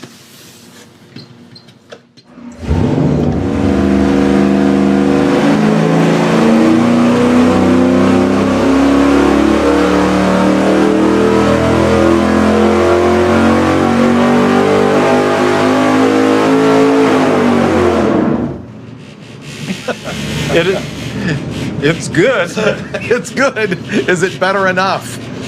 Okay, well, here's the peak power numbers with the Edelbrock RPM. 435.7 pound-feet of torque at 4,100 RPM, and up top 435.2 horsepower at 6,200. But what we gotta know is how it compares to that last Pro Products manifold. So we're gonna overlay the two here. That's what I was seeing. Interesting. Wow. So the black lines here are the Edelbrock Performer RPM. Red lines are the Pro Products intake manifold. Look at all of that meat in the torque curve right there with the Edelbrock. Guys pay a lot of money for that. I mean, that's a huge difference. Yeah. That's Kind of what I big. was seeing as the RPM went by is this torque in here, and then the peaks look the same. Yeah, and up top, the horsepower is negligible. Actually, the Pro Products is just a little higher after peak, but insignificant. Wow, that's interesting. So this is the difference in $50 and American-made Edelbrock versus Chinese Pro Products. That's a $50 difference? I'd spend the $50. Oh, yeah. Yeah, look at that. That's a lot of meat in the torque curve right there. Absolutely. Interesting. That's why it's the gold standard, right? I guess so. So I feel comfortable saying that the RPM wins that contest, and you'd probably notice it, maybe not just driving around the car, but at the drag strip. I think that's worth a little. Yeah, it's a bunch. Yeah. Sometimes you just can't give it away even just knowing.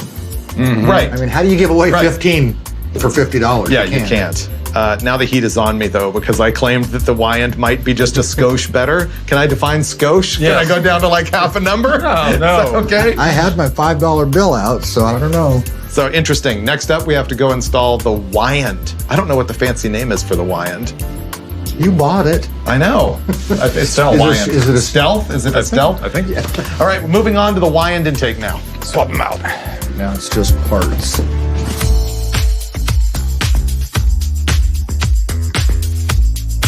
Well, on the dyno, we often get away with reusing intake gaskets over and over and over, but we've hit our limit. So for our final manifold change here, we're actually installing new ones.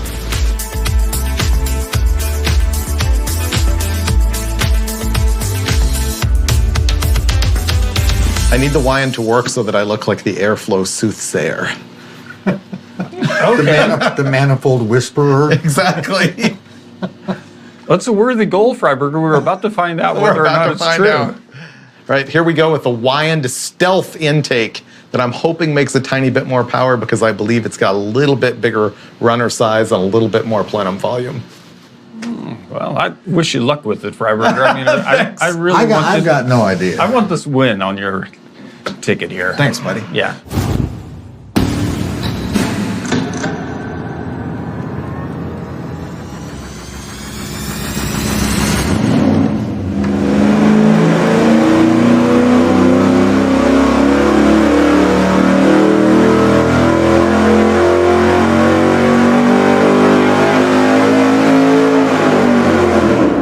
Yeah. Freiberger. All he cares about is the peak power number. It looked like That's the only reason you're happy, huh? Right, that's the only reason.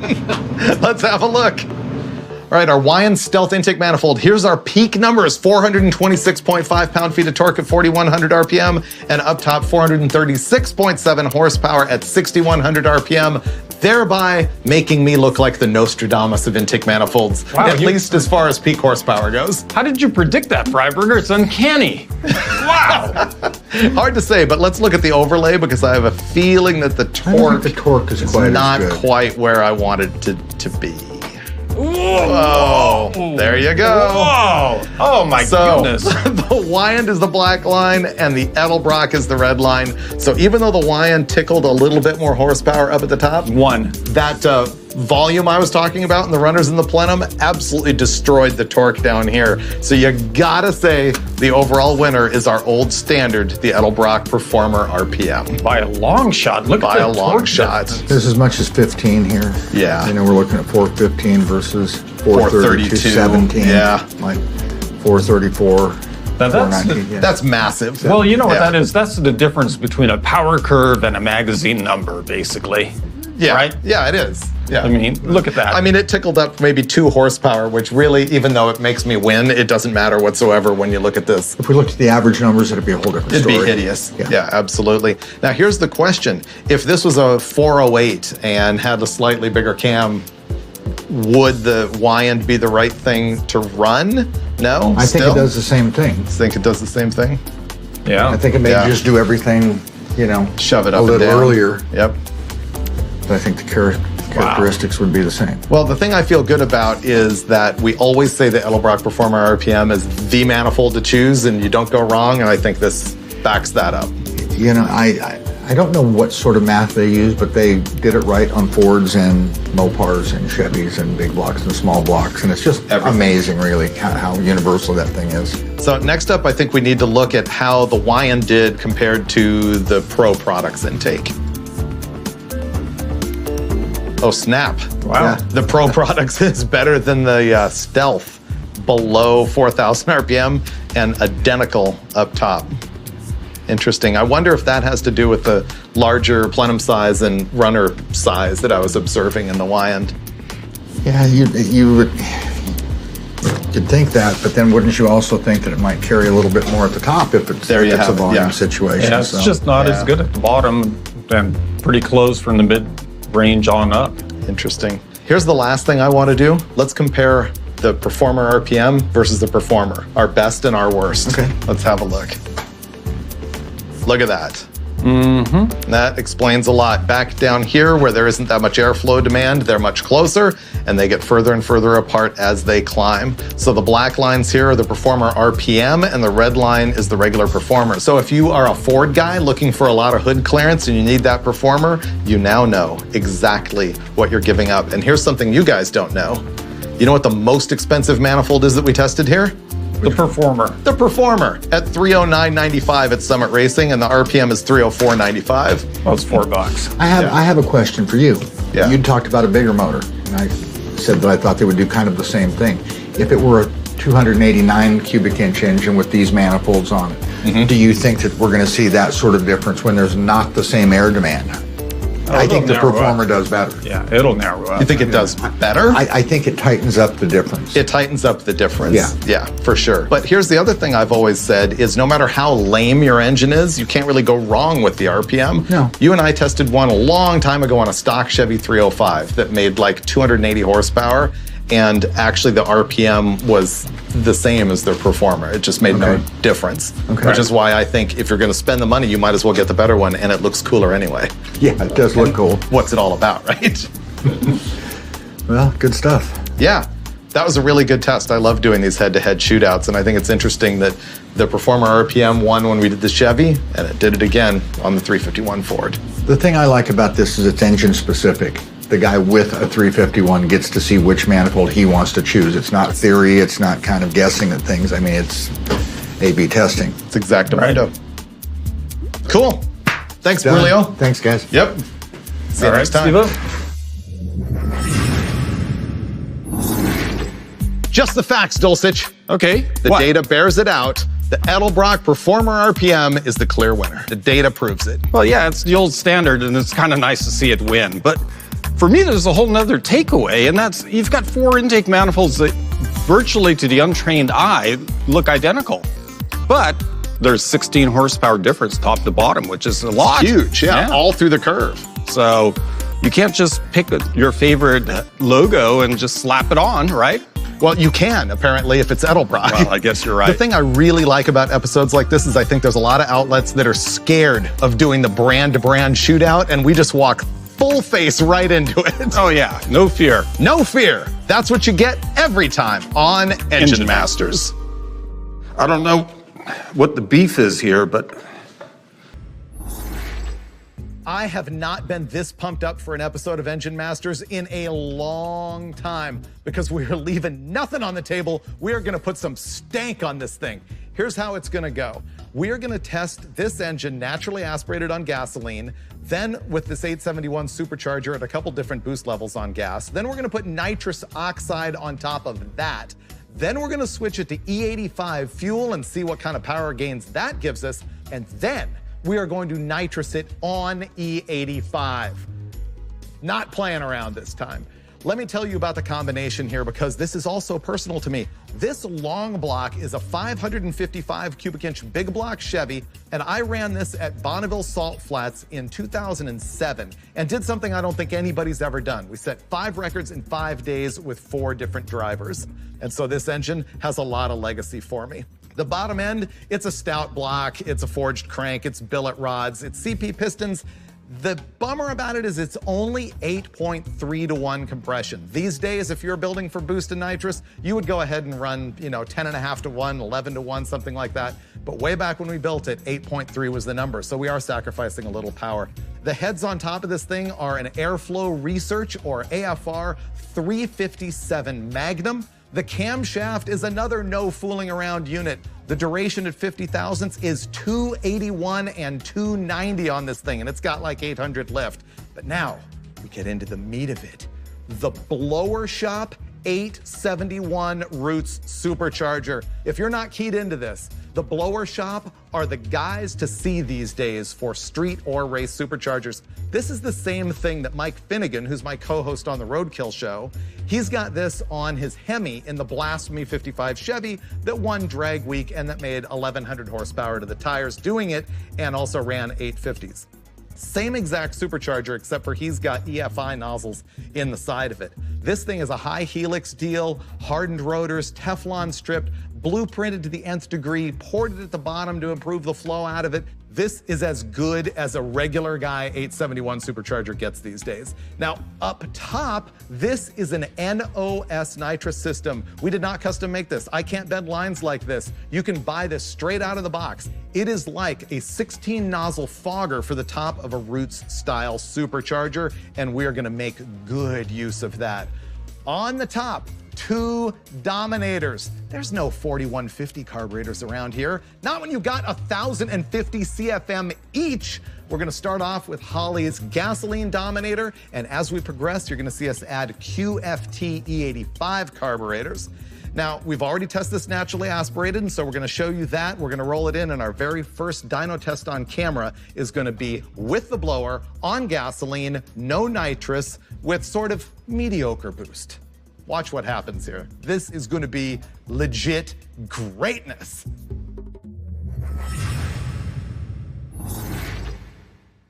First of all, I think we should have the pandemic every day because this is a lot more comfortable than cramming in the little dyno room. I agree. It's kind of awesome. Yeah, it is kind of. Yeah, with the screens and everything. I guess what's going to happen is they're going to show us the engine here so that when it's blowing up, I can scream at you. And then when we come back to do data, we're going to swap them so that he can actually read the screen from there. I'd I've rather got my see him wear his glasses. glasses. Oh, okay, yeah. Yeah. Oh, the specs are pretty Man, good. I can see like an owl now. Second of all, I'm more excited about this than anything we've done in a long time. I've been big. waiting for this. It's big. It's big. This supercharger is like a new level of 871 for me, and the 555. I mean, we're going to be making 4-digit power all day long. Oh yeah, and you gotta love the Dommies with those secret little pipes underneath. Oh yeah, nitrous. Now this thing is going to be beef. So what we're going to do first is run the thing in its base configuration with the supercharger. What's the overdrive on it? 12.5%. 12.5% over. It's making about 9.5 PSI. It'll make over 1,000 horsepower. And then after that, we'll start to add real horsepower to it. Ready to fire it up? I am. All right, baseline, here we go. Oh, it's gonna be good, Freiberger.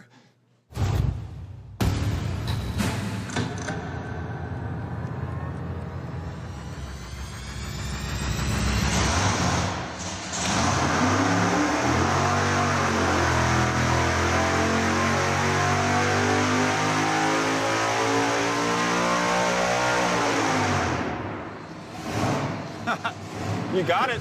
I'm excited with that. What, 1,050? Let's Yeah. call it up.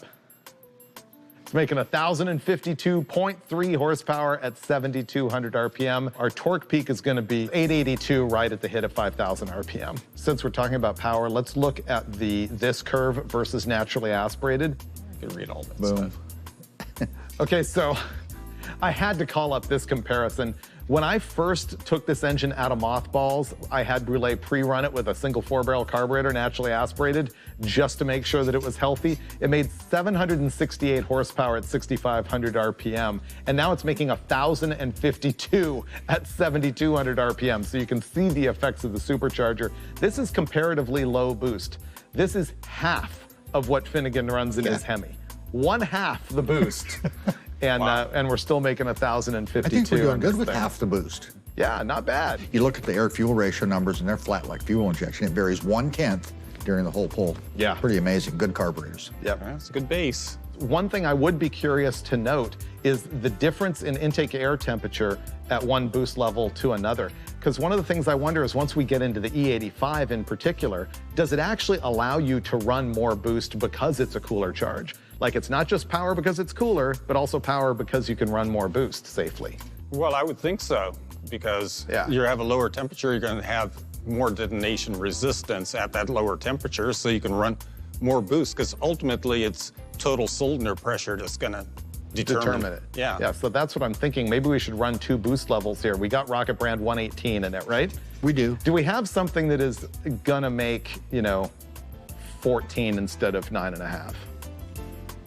I don't know. We got some pulleys over there. I can go look. We're gonna go do pulley math. Be right back. BRB. Let me find the pulleys. Here's what we're doing. Our baseline pulley drive ratio was a 54 pulley on the bottom and a 48 on the top. That's the number of teeth on the pulley.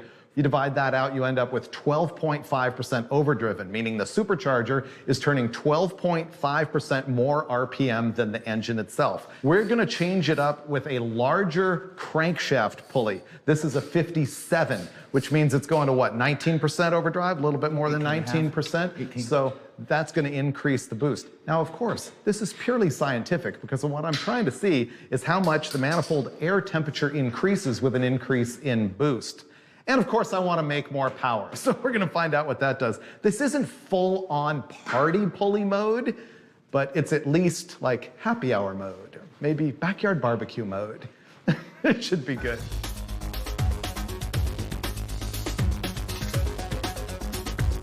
Okay, now Bruleo is warming it up. And to be accurate, I said in there it was 19% overdrive. It's 18.75.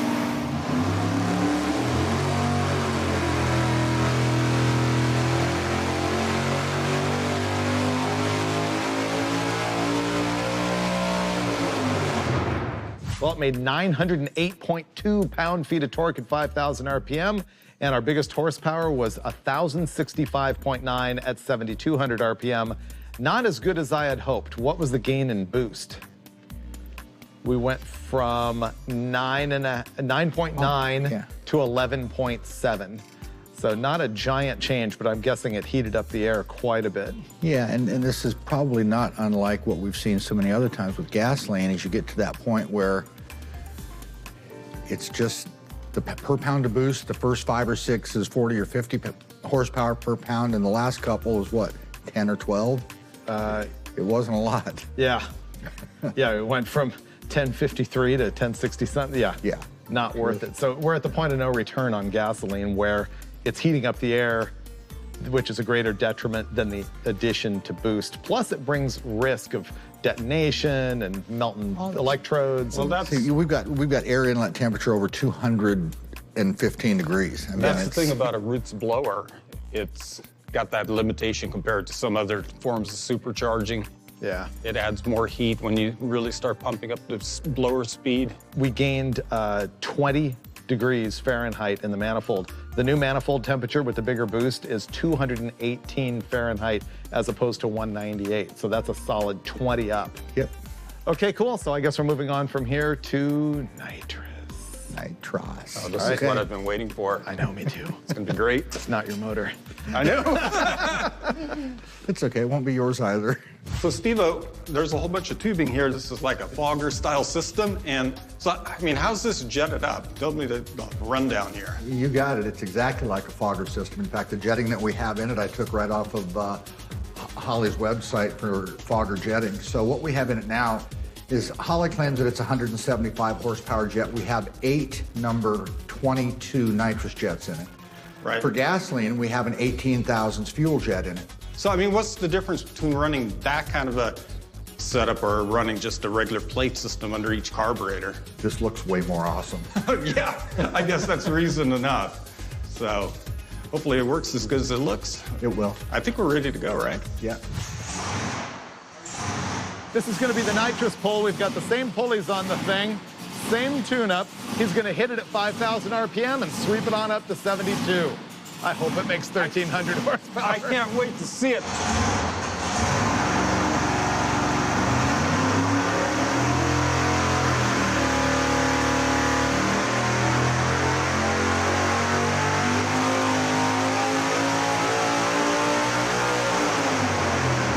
So our peak torque number on nitrous oxide is actually 1,053.7 at 6,300 RPM.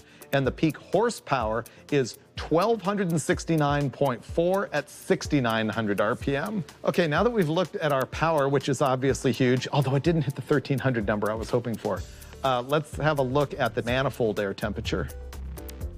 Interesting. No significant change there. It was 218 at peak, and now it's 214 at peak. Here's something that I find really strange. I'm hoping that the brilliance of Brulé gives me some expert tutelage on why. Hey, how about me?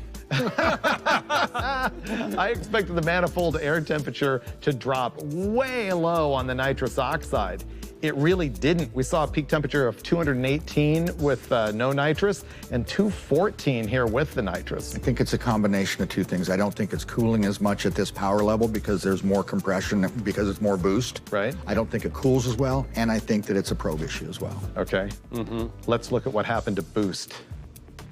So our peak boost is the same at 11.7, but it did show right when you hit it at peak torque, the boost went up. So the red line is the boost curve with no nitrous. The black line is the boost curve with nitrous. So obviously, as soon as he hits the button and it reaches peak torque, right here at 6,300, or I guess that's 65, the boost goes up, but then it drops back down. But since it's making more power, it's consuming more air and more nitrous and more fuel. So since the pulley ratio is the same and the RPM is the same, why doesn't it show more boost? I'm going to throw it at the sensor. I'm going to say that closed-end sensor isn't really quick enough to see the drop. Also, the higher output of the blower, the more pulley we put in it, the percentage of nitrous becomes smaller, so it makes less of a difference. If we had this at 3 pounds of boost, I think it would show even more cooling because the rate of temperature versus nitrous is different. I thought that all of that stuff taking up space in the manifold would see the boost rise. And clearly I'm wrong. I'm just trying to discover why you guys think I'm wrong. The temperature. The temperature. Oh, which is also adds dense, up to your yes. probe not actually Yes. reading. Because if the It's got temperature in the colder, manifold takes drops up that less much, space. it takes up less space. Bing! Good Brule pull, just- Brule. Yeah. Good pull. Every He's once in a sitting while. there like, uh-oh, what affects pressure? Volume? Ooh, heat. That is exactly what was going on. That was pretty good. Good pull. That actually explains it. Okay, moving on to E85. Now we're doing our changeover to E85, which really only means pouring different gasoline in the tank and changing the carburetors. These are QFT 4500 series carburetors, similar to the Holley Dominator. They both flow 1050 CFM, but the QFT is designed specifically for E85. So once we get this changed over, we're gonna be making big power. Now we've changed the fuel to E85. Just to explain to you what that is and why we would be doing this. E85 is a gasoline you can buy at most pumps. It's not really available around here. You don't have it up in your place, do you? Yeah, it's Oh, not really? really gasoline. It's like 15% gasoline and the rest is ethanol alcohol. Is that the idea? Yeah. Theoretically, I think in California you'll find it's usually 75%, even though it's advertised at 85%. It's a corn-based alcohol. And the reason that we would be using it on the supercharged application is that it should pull more heat out of the air and make more power, especially in a boosted application. Remember in a prior episode of Engine Masters, we tried E85 on a naturally aspirated deal and it was kind of no great shakes. NA stuff, that's not unusual to kind of see nothing, maybe some torque, but no real peak horsepower stuff. I think on the blower stuff, we're going to see more of a big difference. deal. Yeah. All right, so we're gonna fire it up now and find out what kind of power difference we might see based on the fact that it's gonna pull more heat out of the air. So we're gonna be looking at that manifold air temperature to drop and the power to go up. Warm it up, Brule. All right, here we go. Thanks. We'll sit here and watch from a social distance.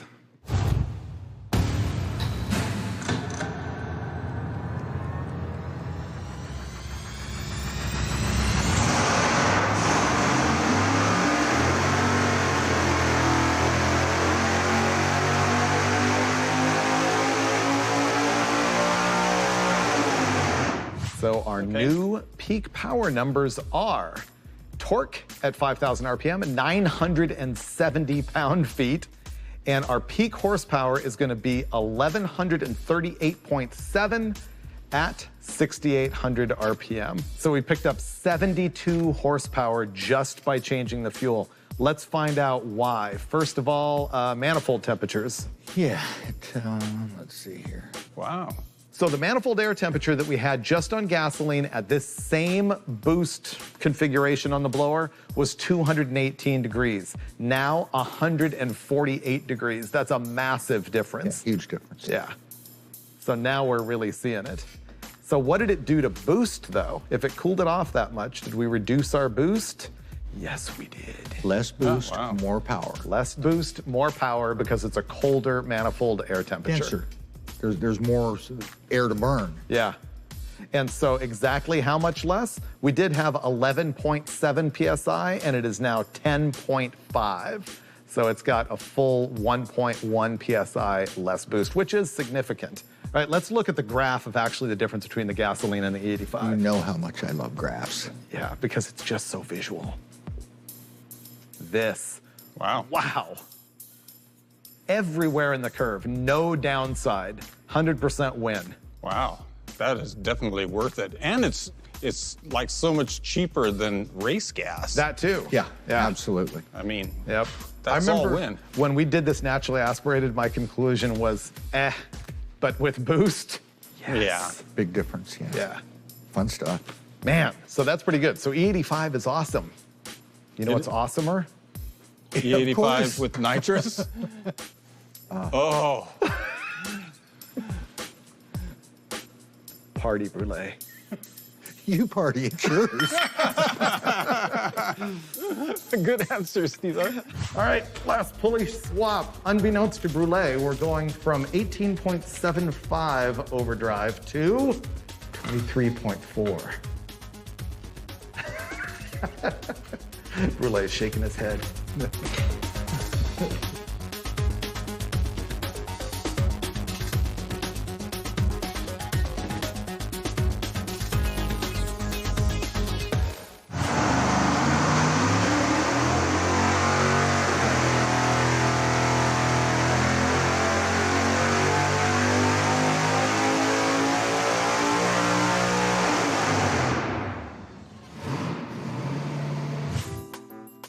Well, Steve, you're smiling. It was lame. You know, at some point you have to go, yeah, that was pretty good. You know, 1,160 horsepower or something, and we haven't even got to the nitrous yet. I'm I disappointed. like it. No, I mean, we have to look at the numbers before we can talk about the numbers. I get a preview, though. That's the difference. Yeah, I know. So I'm humming because it looks like we only picked up like 26 horsepower. We made 1,165.1 horsepower at 6,800 RPM, and the torque was 990.5 at 5,000.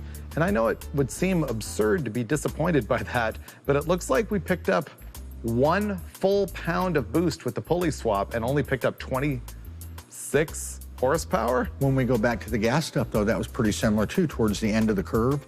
When we were up in that 11 or 12 pounds of boost area, it was kind of the same thing. Less sensitive. I just thought the E85 would improve that situation. What was our manifold temp? 158, so it came up 10 degrees than with the other pulley set, which is not bad. Yeah, you're just up against the law of diminishing returns here as far as blower speed, temperature, and stuff like that. Size, you know, there's just a lot going on there. So this motor's only 8.3 to 1 compression. If it was 10.5 to 1, would it actually indicate more boost? I don't think so. Honestly, I got to think about that. I'm not 100% sure. Yeah. I don't think so. The question, though, is based around the fact that I think we've shown today that boost it's a concept. In other words, when people walk around, it's like, you know, how much boost are you running? 12. Oh, well then blah, blah, blah. Well, but it depends so much on manifold air temperature and the engine displacement and this, that, and the other. I can't tell you some of the frustration I go through, you know, with fuel injection guys in particular, mechanical fuel injection guys. And these are tuners, and they say, well, how much boost does it make? And it's like, it doesn't matter. It's how much power does it make? Yeah. That's what we have to do with the fuel system. And everyone relates to this boost thing. And we both know, or all of us know, that it's a restriction. Airflow is the biggest consideration here because if you put that supercharger, your turbo, or whatever is generating the boost up against a huge restriction, you're going to have sky-high boost, but you're not going to have any power. Yeah. For example, we could put a much smaller camshaft in this, like a 230 at 50 camshaft. And make more boost. And make more boost, and a lot less power. Right. So boost is just a concept. As we proved in our prior test when we put the E85 in and made less boost, made more power, there's just more to it. But nevertheless, I'm let down by gaining only 1 pound of boost and only making 26 horsepower. So, as if 1,165 horsepower isn't good enough, we're gonna go ahead and hook up the nitrous. Ready? Oh, yeah.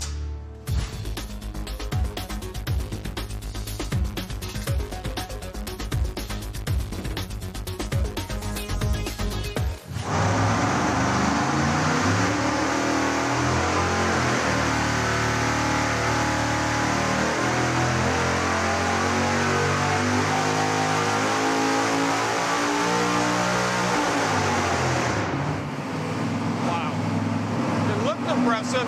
See the afterburner? Oh, it turned into a jet engine. Yeah.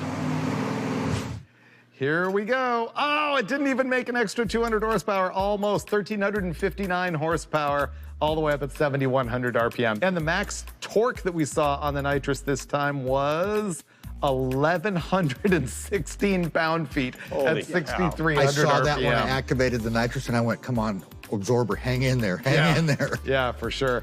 I thought it was going to make 1365, exactly 200 horsepower, and it fell, what, 6 shy of that, but still. Well, in all fairness, the water temperature was about 10 higher, and I just couldn't get it down lower as the temperature in the day gets warmer. Make me feel better. Well- Let's look at it on the graph. That always makes you feel better. Always makes you feel better.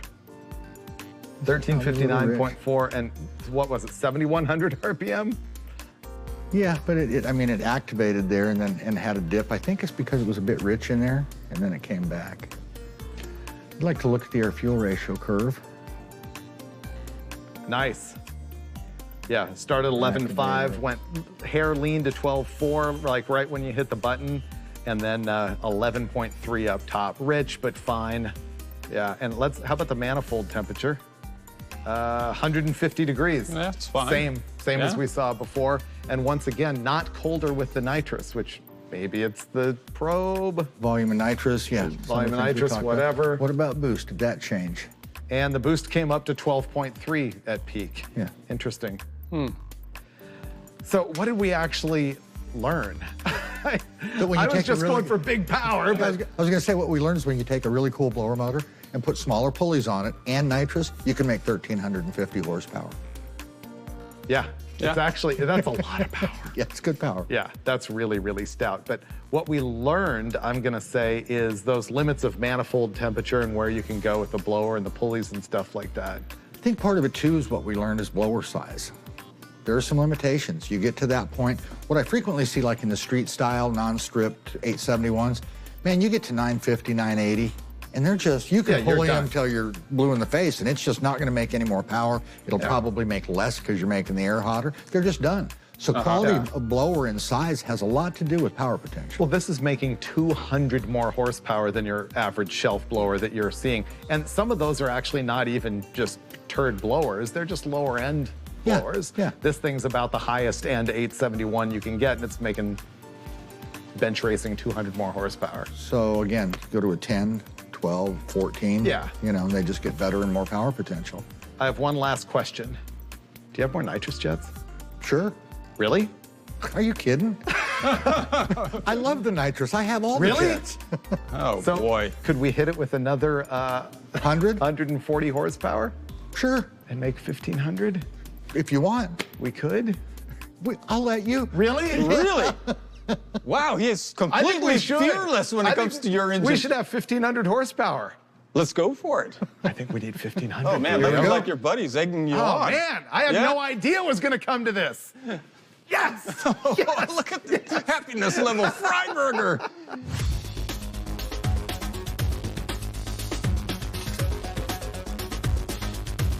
This is the hold my beer moment. We have got a 350 shot tune-up on the nitrous system. So we went from 175, which actually made 200 horsepower, Yeah. to 350, which could actually make 400 extra horsepower. So we're looking at making in excess of 1,500 horsepower if everything goes right. Man, you've got more guts than I do, Freiburger. Seriously. You Going for the glory. Double the nitrous.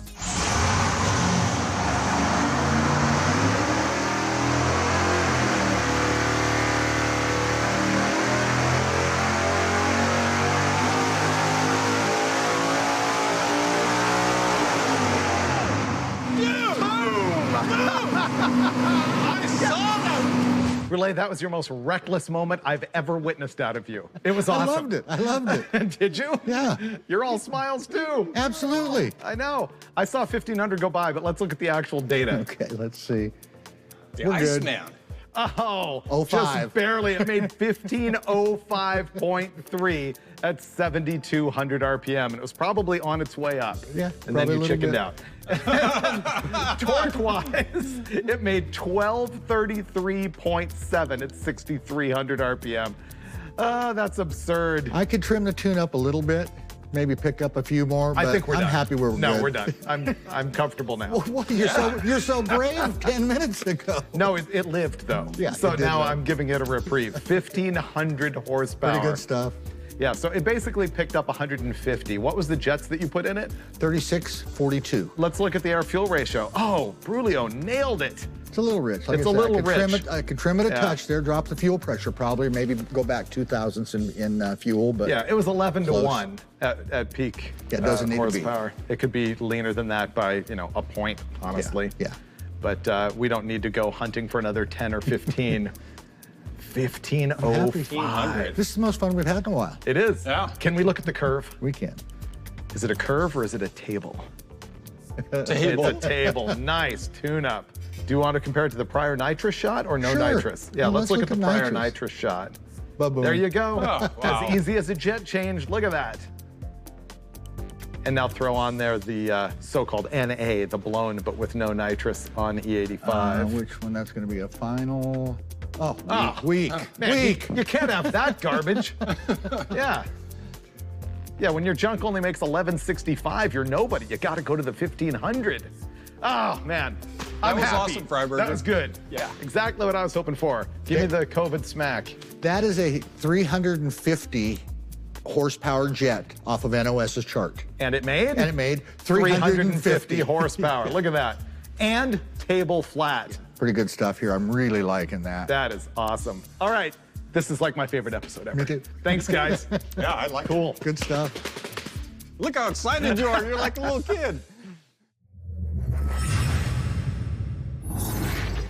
All right, Steve, I'm just going to stand here and gloat as you heap me with praise. Freiberger, you just made 1,505 horsepower. And I'm super proud of you, bro. Nice work. Thanks, man. I bet Yeah. you did not think that either me or Brule would be willing to go there. No, as a matter of fact, when we were in that 1,300 range, I thought we were walking away. Oh, I know, but I could see the disappointment in your eyes. I know, and then confidently, with no holding back whatsoever, you Yeah. looked Brule straight in the eye and said, I think we're gonna step up to 350 horsepower worth of nitrous. And he didn't flinch. What was going on? It was like opposite day. It was pretty awesome. Yeah. The thing is, I know that there's a lot of guys looking at this and they're going, but my junkyard LS with a turbo makes 1,500 horsepower, and it might. But then you don't have this. Look at the big block with blower and nitrous. Oh, it definitely has presence. Nothing can top the visual appeal. Gloating aside, I'll gloat more. Here's the thing that's actually fantastic is the versatility of this to me, because on 6 pounds of boost on gasoline and no nitrous, you can have 900 horsepower on 91 octane and drive this thing anywhere, anytime. With complete reliability. Except for maybe a little valve train distress. It's got a lot of cam in it. Yeah. But then you just add a little bit of pulley and some race gas and you're making 1,000. And run it on E85 and you're making nearly 1,200. Throw some nitrous on it on gas, you're making 1,300. Throw some nitrous on it, even more on E85, you're making 1,500. You can just completely stab this in a race car, and then as your terror diminishes, step to the next level. And then when the terror diminishes, keep on going. That's what's great about this thing. Oh, yeah. For that day where you just have to have your 1,505 horsepower. Man, I just You're don't all want set, the episode Freiberger. to end, man. This is just the greatest thing ever. All right, that's a wrap for this episode of Engine Masters. And man, I'm just totally thrilled to death with my old Bonneville short block. And huge thanks to the guys at Blower Shop and NOS, because greatness. I agree. Me and the Steves love testing engines, and in particular, we love testing camshafts because there's always something to learn. And this time we're going to address one of the most complicated things about camshaft profiles, and it is lobe separation angle or lobe displacement angle, also called LSA or LDA. First, let me tell you what that's all about, and we'll do it staring at this 440 Mopar camshaft by Comp Cams right here. So the forwardmost lobe on the cam is the exhaust port on this Mopar. It's opening and closing the exhaust valve. The third one back is the intake lobe for opening and closing the intake valve.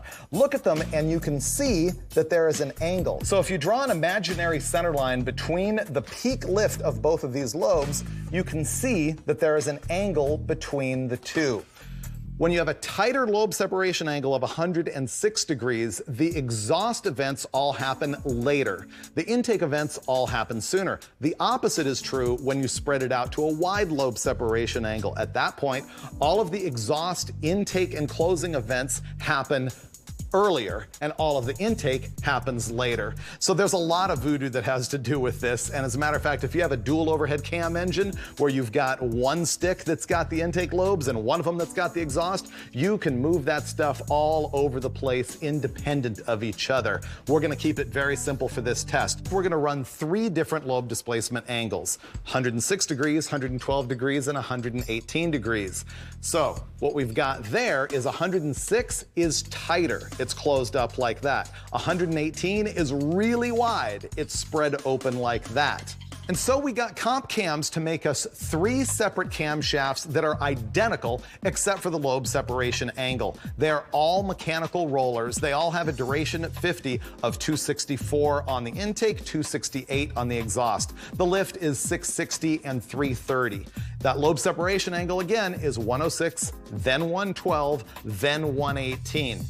So let me talk a little bit about what you can kind of expect from this, which you might not see on the dyno, and that is idle quality. When you take that lobe separation angle and tighten it up, it makes for a lot of valve overlap, which is the period of time that both the intake and the exhaust valve are open at the same time across the end of the exhaust stroke and into the intake stroke. That's what gives a camshaft that really choppy idle. It makes it sound gnarly, but it also reduces idle vacuum and can make drivability difficult. So that is the cost of the tight lobe separation angle. However, it tends to make much beefier mid-range torque. When you widen out that lobe separation angle, you smooth the idle. You get greater vacuum, and that's the reason you see it in a lot of VFI applications.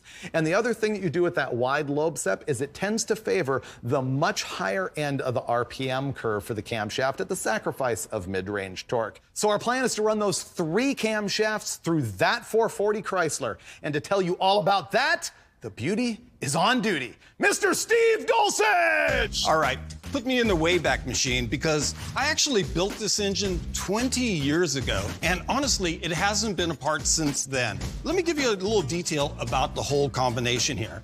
Most of the stuff is really stock passenger car equipment. I've got a stock 1969 block, I've got a stock forged steel crank, and I've got 67 440 heads, which I ported. Now, the block is filled with some high-performance parts to add durability and performance. I've got Eagle H-beam rods. I've got Arius pistons, which give me 12.66 to 1 compression with these cylinder heads. The bottom end has a Milodon stud kit, a Milodon deep sump pan, and a Milodon tray. Now, the real beauty of this engine is sitting right here, the glorious Wyand high ram tunnel ramp.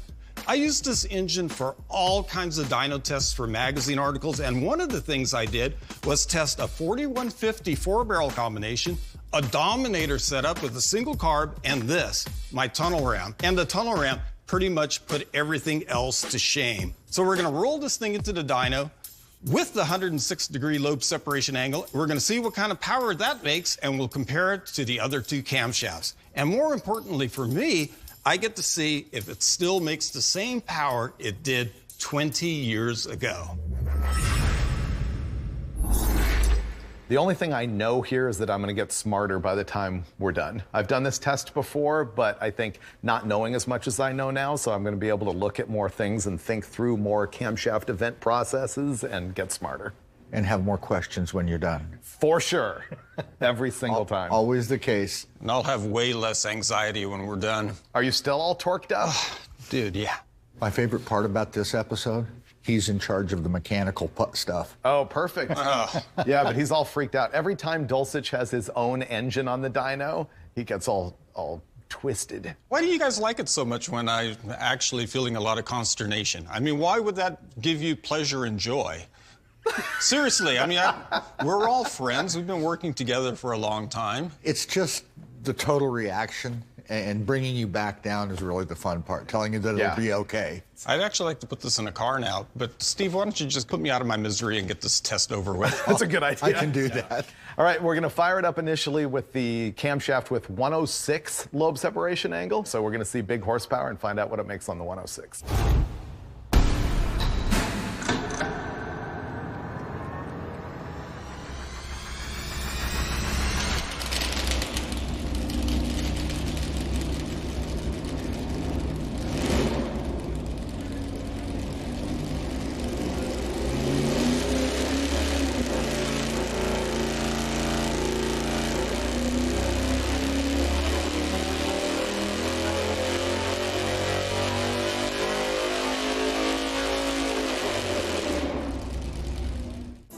First of all, Dulcich, that's a stout iron head 440. Yeah, I know. It runs pretty good.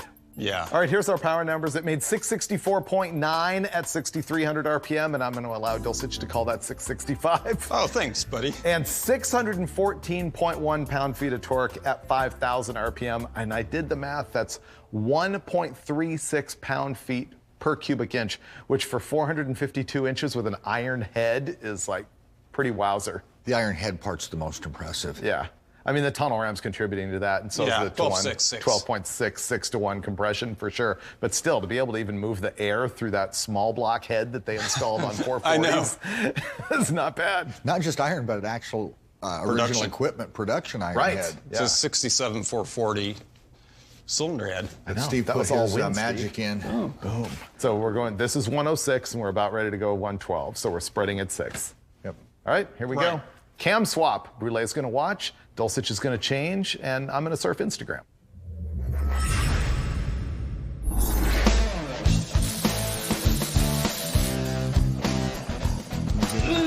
You can get that, Troy. You're strong as an ox. Look at this. This is supposed to be a press fit, but Dulcich honed it so that we can do the swap really quickly. Nice. All right, it did better than I thought. Because a lot of times when they heat up, they get stuck. Yeah. A bunch of people have asked me what the point is of this unit right here, which is the Jessel, which is the brand, camshaft belt drive. People have seen this on that other big block that we were running, and on social media they asked me, what's the point of that? Does it make more power? Theoretically, supposedly, the rubber belt instead of the chain transfers less crankshaft harmonic to the camshaft. Does it matter on this? I don't think so, especially at an engine at this level. Maybe if you're running some pro stocker with all kinds of valve spring pressure, it's a different story. In this case, it's super handy for us because you can change camshafts more quickly, and it's got just an adjustable slip in it so that you can degree the camshafts like that. Do you agree with this, Steve? Absolutely, yeah. Okay. So the convenient thing from a testing standpoint is a lot of times that's part of the process. We'll swing the camshaft forward and back a couple of degrees to see what the engine actually likes and optimize the tune-up with it. Yeah, it just makes it super easy on cam timing is the main reason we run them.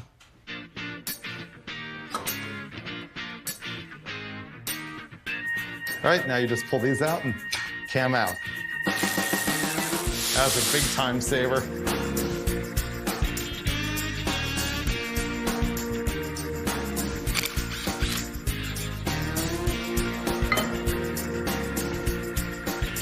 These are good cams to keep too.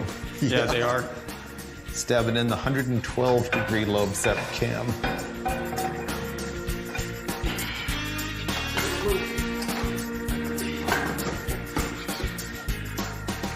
All right, that's it. The engine's all back together. We've pulled out the 106-degree lobe separation angle cam, and we went with a 112. That's a big change, but we want to see a big difference. So we're going to take a look at what that does to the power curve.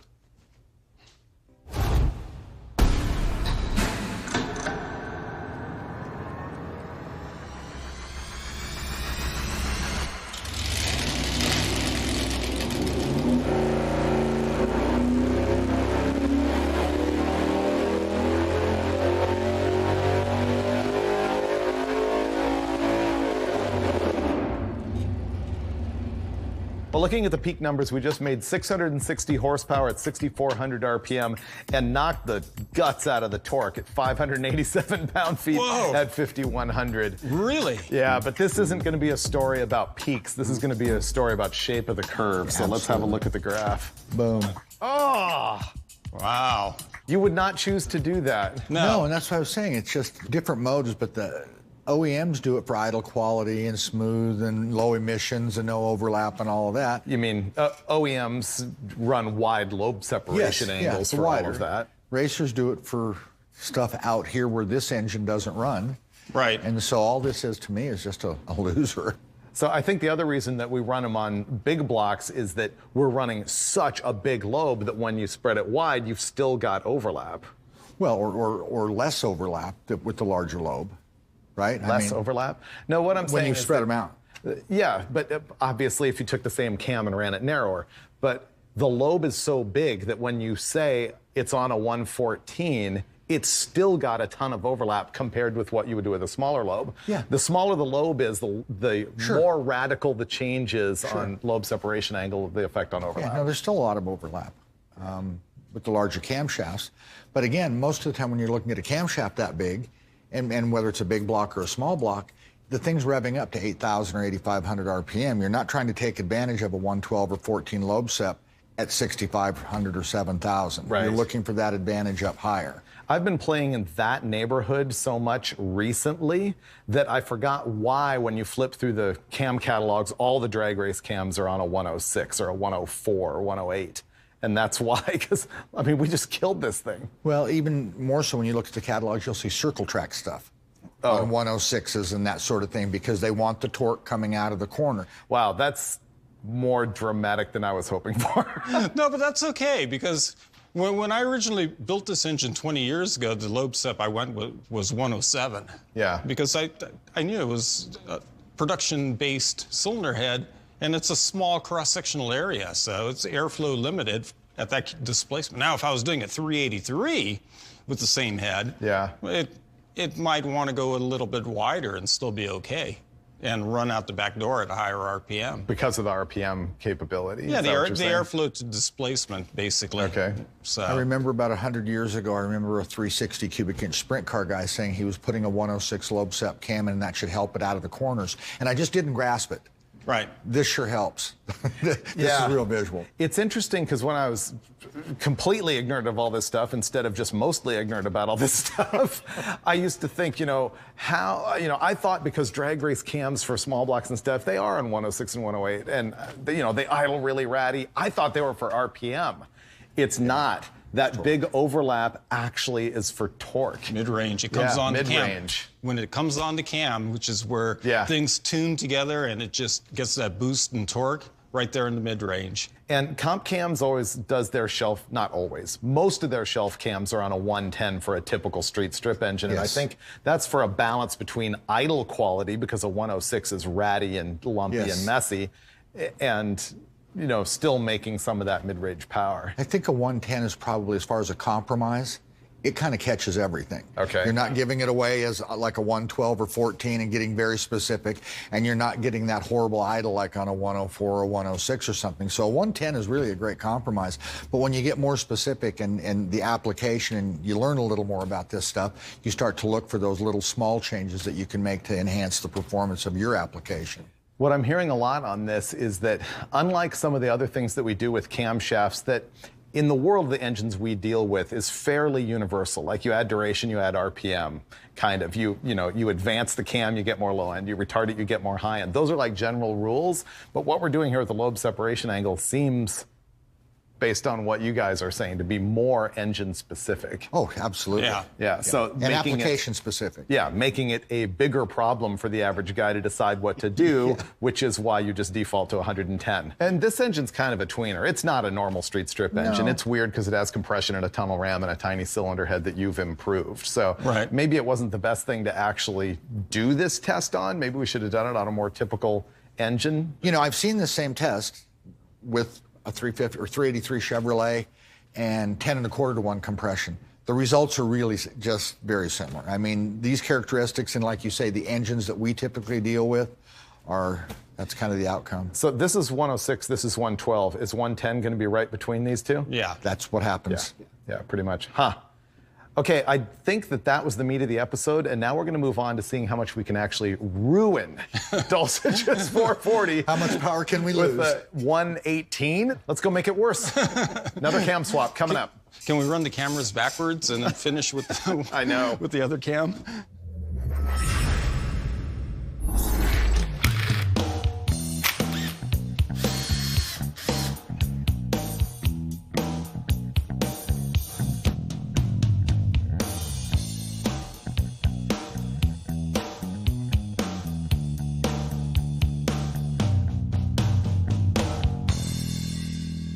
What I'm doing here is putting on the push rods. And here's a little tip, because if you just put the push rods in, they'll drop down out of position. But the simple trick here is just to put a little piece of welding rod across the rocker stands, and that'll build them up to just about the perfect height. You can drop the rocker shaft assembly on and the whole thing is ready to tighten and go. So you don't want to just like ramrod any of the 5 bolts holding the shaft down. That's going to stress the shaft because some valves are open or some rockers are going to be engaged. So you want to just kind of ease it down that way so you can avoid damaging the shaft.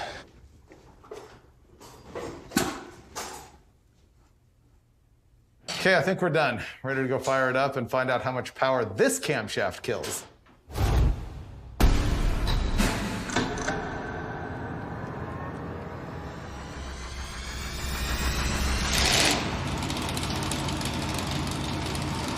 All right, Dulcich, brace yourself for disappointment. No way, man. It might be the magic cam. The 118 might be the key. We're going the wrong way on this episode. I don't think so.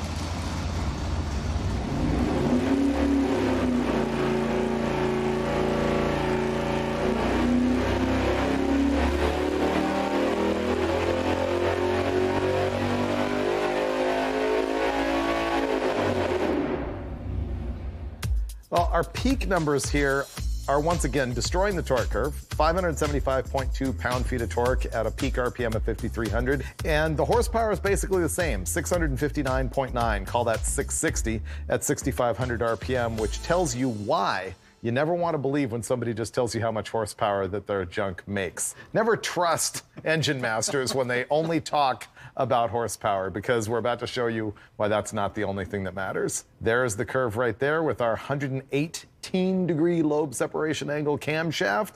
We're going to overlay it with the 112, and there you go. The 112 is in red, and yeah, it's... See, that's a trend we were talking about. Up here, where the street engines are kind of done, Yeah. is when the super wide lobe separation angle may actually start to have some advantage. Well, it did actually raise the RPM at which peak power occurred by a couple hundred RPM. It did. So you're saying if this was a 327 with a good cylinder head on it and you were going to run it to like 8,500 RPM, this might be the right thing to do? Yeah, if you didn't care about anything it did below 6,500. Okay, yeah. You'd run it from 65 to 85. Yeah, it might be the right thing to do. Yeah. Okay, now to show you just actually how devastatingly bad this really is, let's compare it to the 106-degree lobe separation angle where we started. Oh, wow.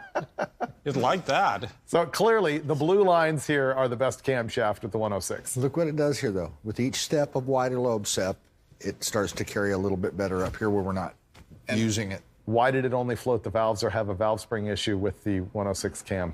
I think the springs warmed up after Dulcich leaving the engine sit there for 10 years. That's possible. They've rejuvenated themselves. It's actually possible. The real meat of the story here is like right off the hit at 3,500 up through peak torque. I mean, it's just free power down there. Up through peak torque. How about up through peak horsepower? Well, okay.